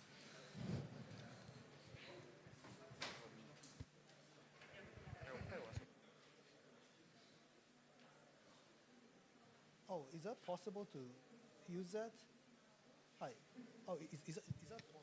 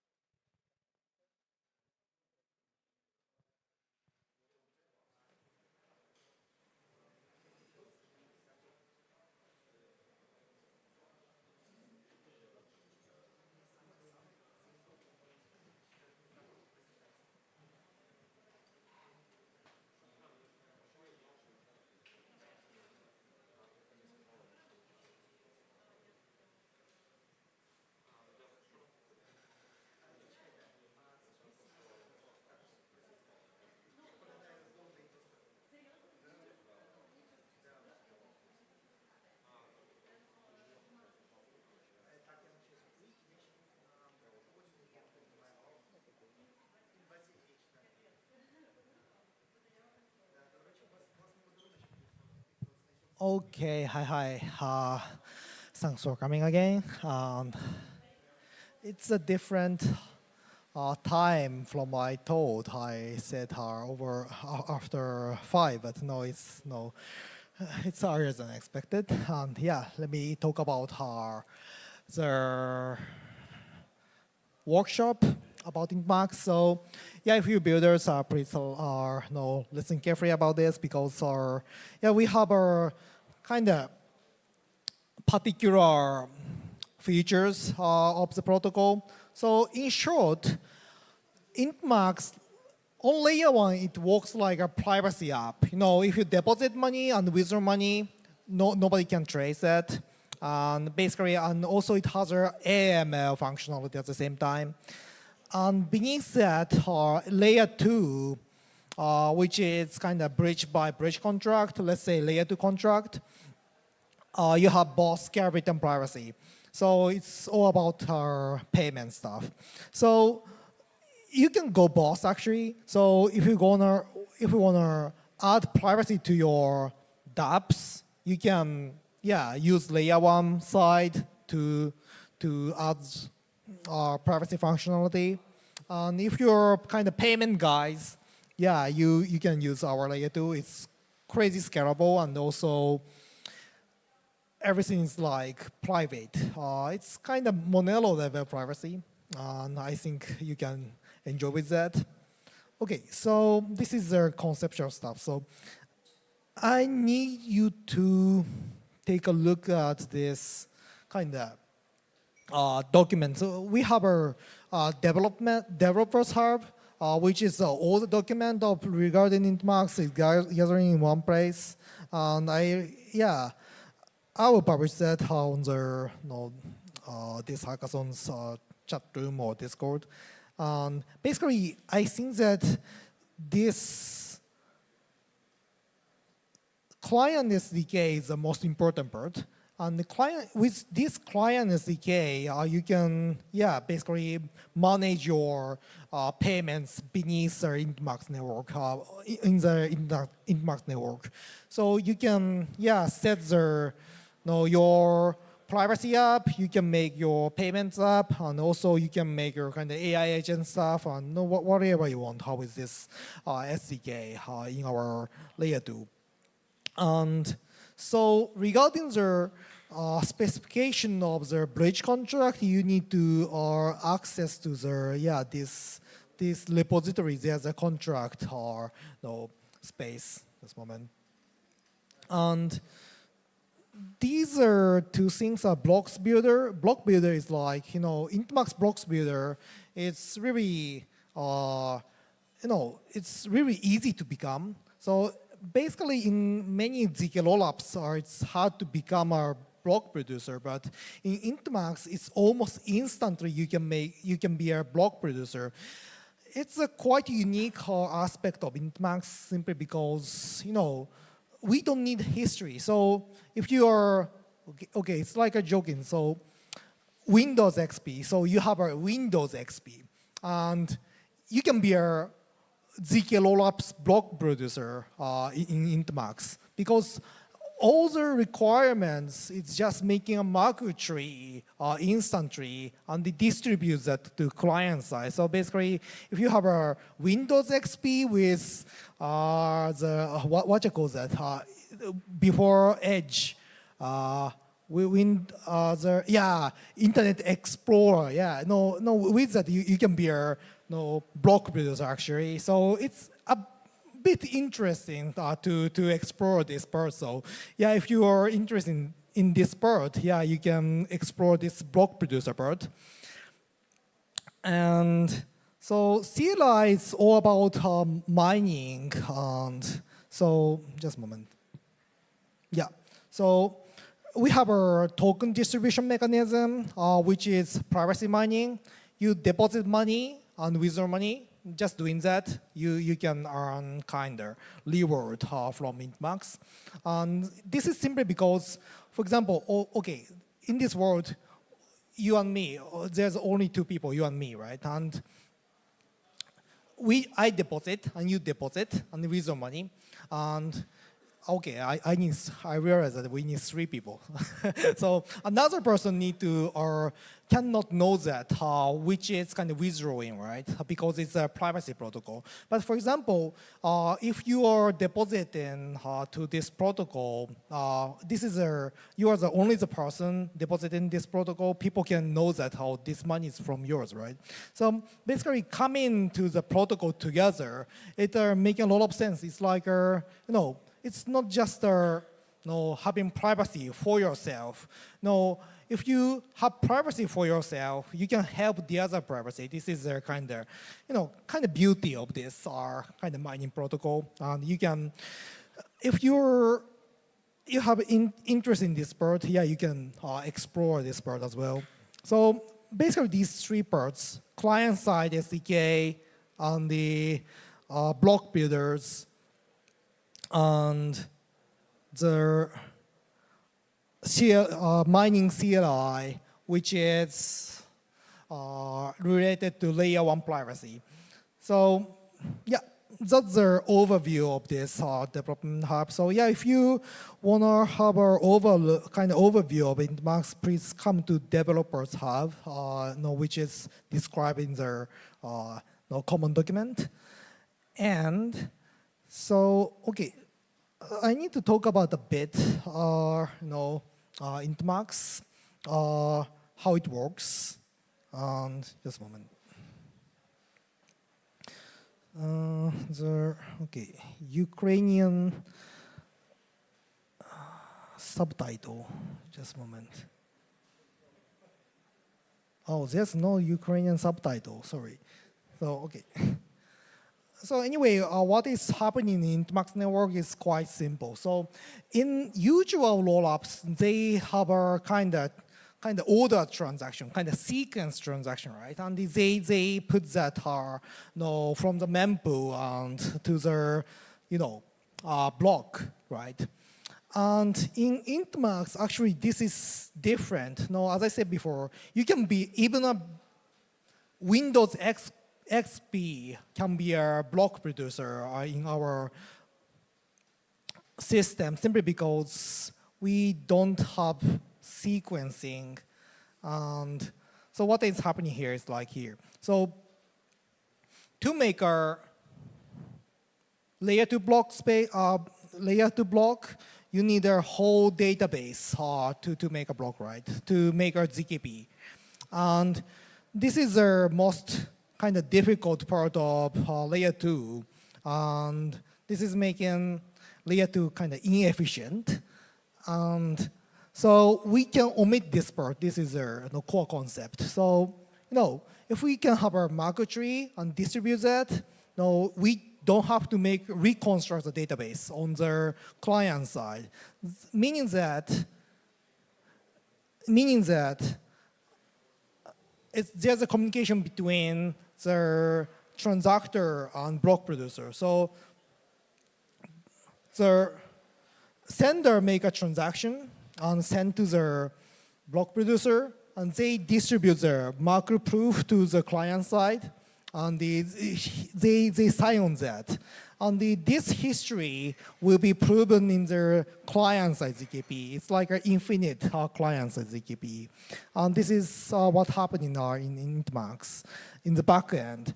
You don't have to follow this so deeply, but if with this kind of knowledge, you can kind of imagine what is happening in each kind of client-side SDK. So I thought it's good. So yeah, we can have an instant and the super fast block producer instead of kind of sequenced transactions. This is the significant difference between stateless ZK rollup and the stateful ZK rollup. And why this is super efficient in a sense of calculation, this is here. So it's an endless chain of ZKP, and if you verify the previous ZKP, this ZKP already proven the previous ZKP, and previous ZKP already proven the previous ZKP, right? So once you verify the previous ZKP, you can prove and verify the entire history of ZKP, meaning that entire history of the UTXO, right? So this is why INTMAX is efficient in both way, computation and also data preservation. So client side is doing this. So there's almost no job left for block producer and nodes, and this is a kind of stateless architecture.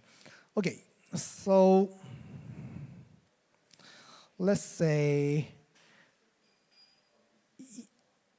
in the client side SDK, this is following on this is describing the architecture in the document. And the interfaces, you can have a kind of Rust SDK. And if you can compile with something or kind of JS friendly, you can manage that from JS as well. But anyway, the client-side SDK is all about managing the layer 2. The other SDK have the other role as well. Okay, and so let me go back to the concept stuff. So, okay, the previous sender sent the ZKP, and this is described in the SDK or in this function list.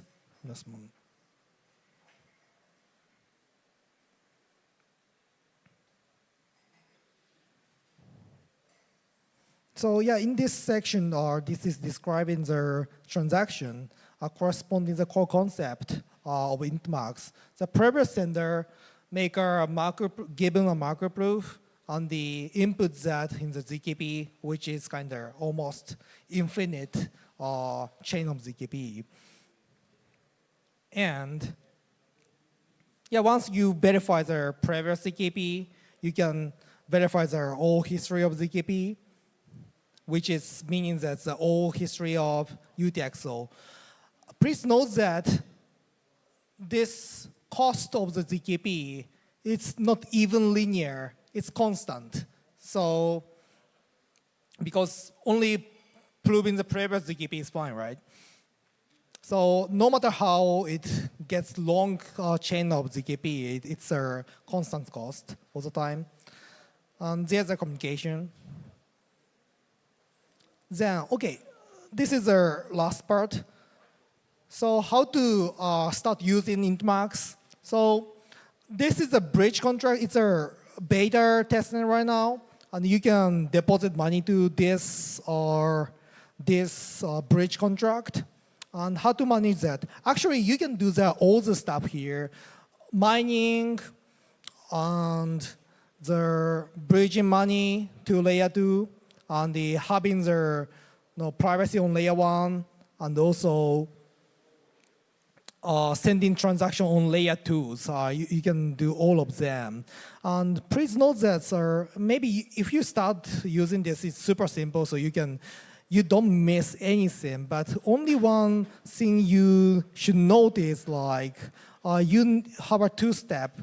So connecting wallet and synchronizing wallet is a bit different because this is a client-side ZKP protocol. So you need the data of yours on client side. So you need not only having a kind of key connected to the dApps, you also have to make a kind of,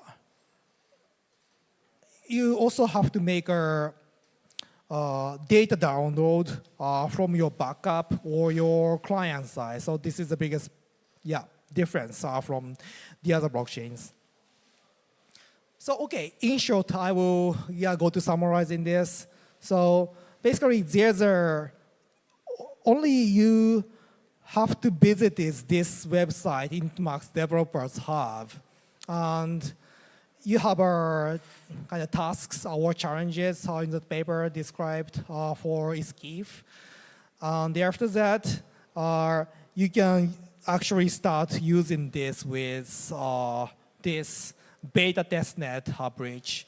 It's covering all the functionality. kind of layer 1 privacy, layer 2 privacy, layer 2 token send, everything.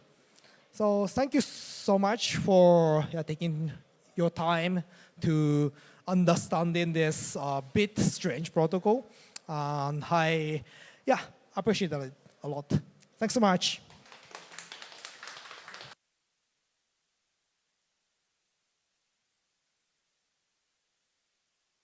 Thank you so much, everyone. So now we can go with our, with all respect to all the speakers, go and hacking. Of course, you are expecting the dinner. It will be at 6 here. So guys, build no matter what, and see you around.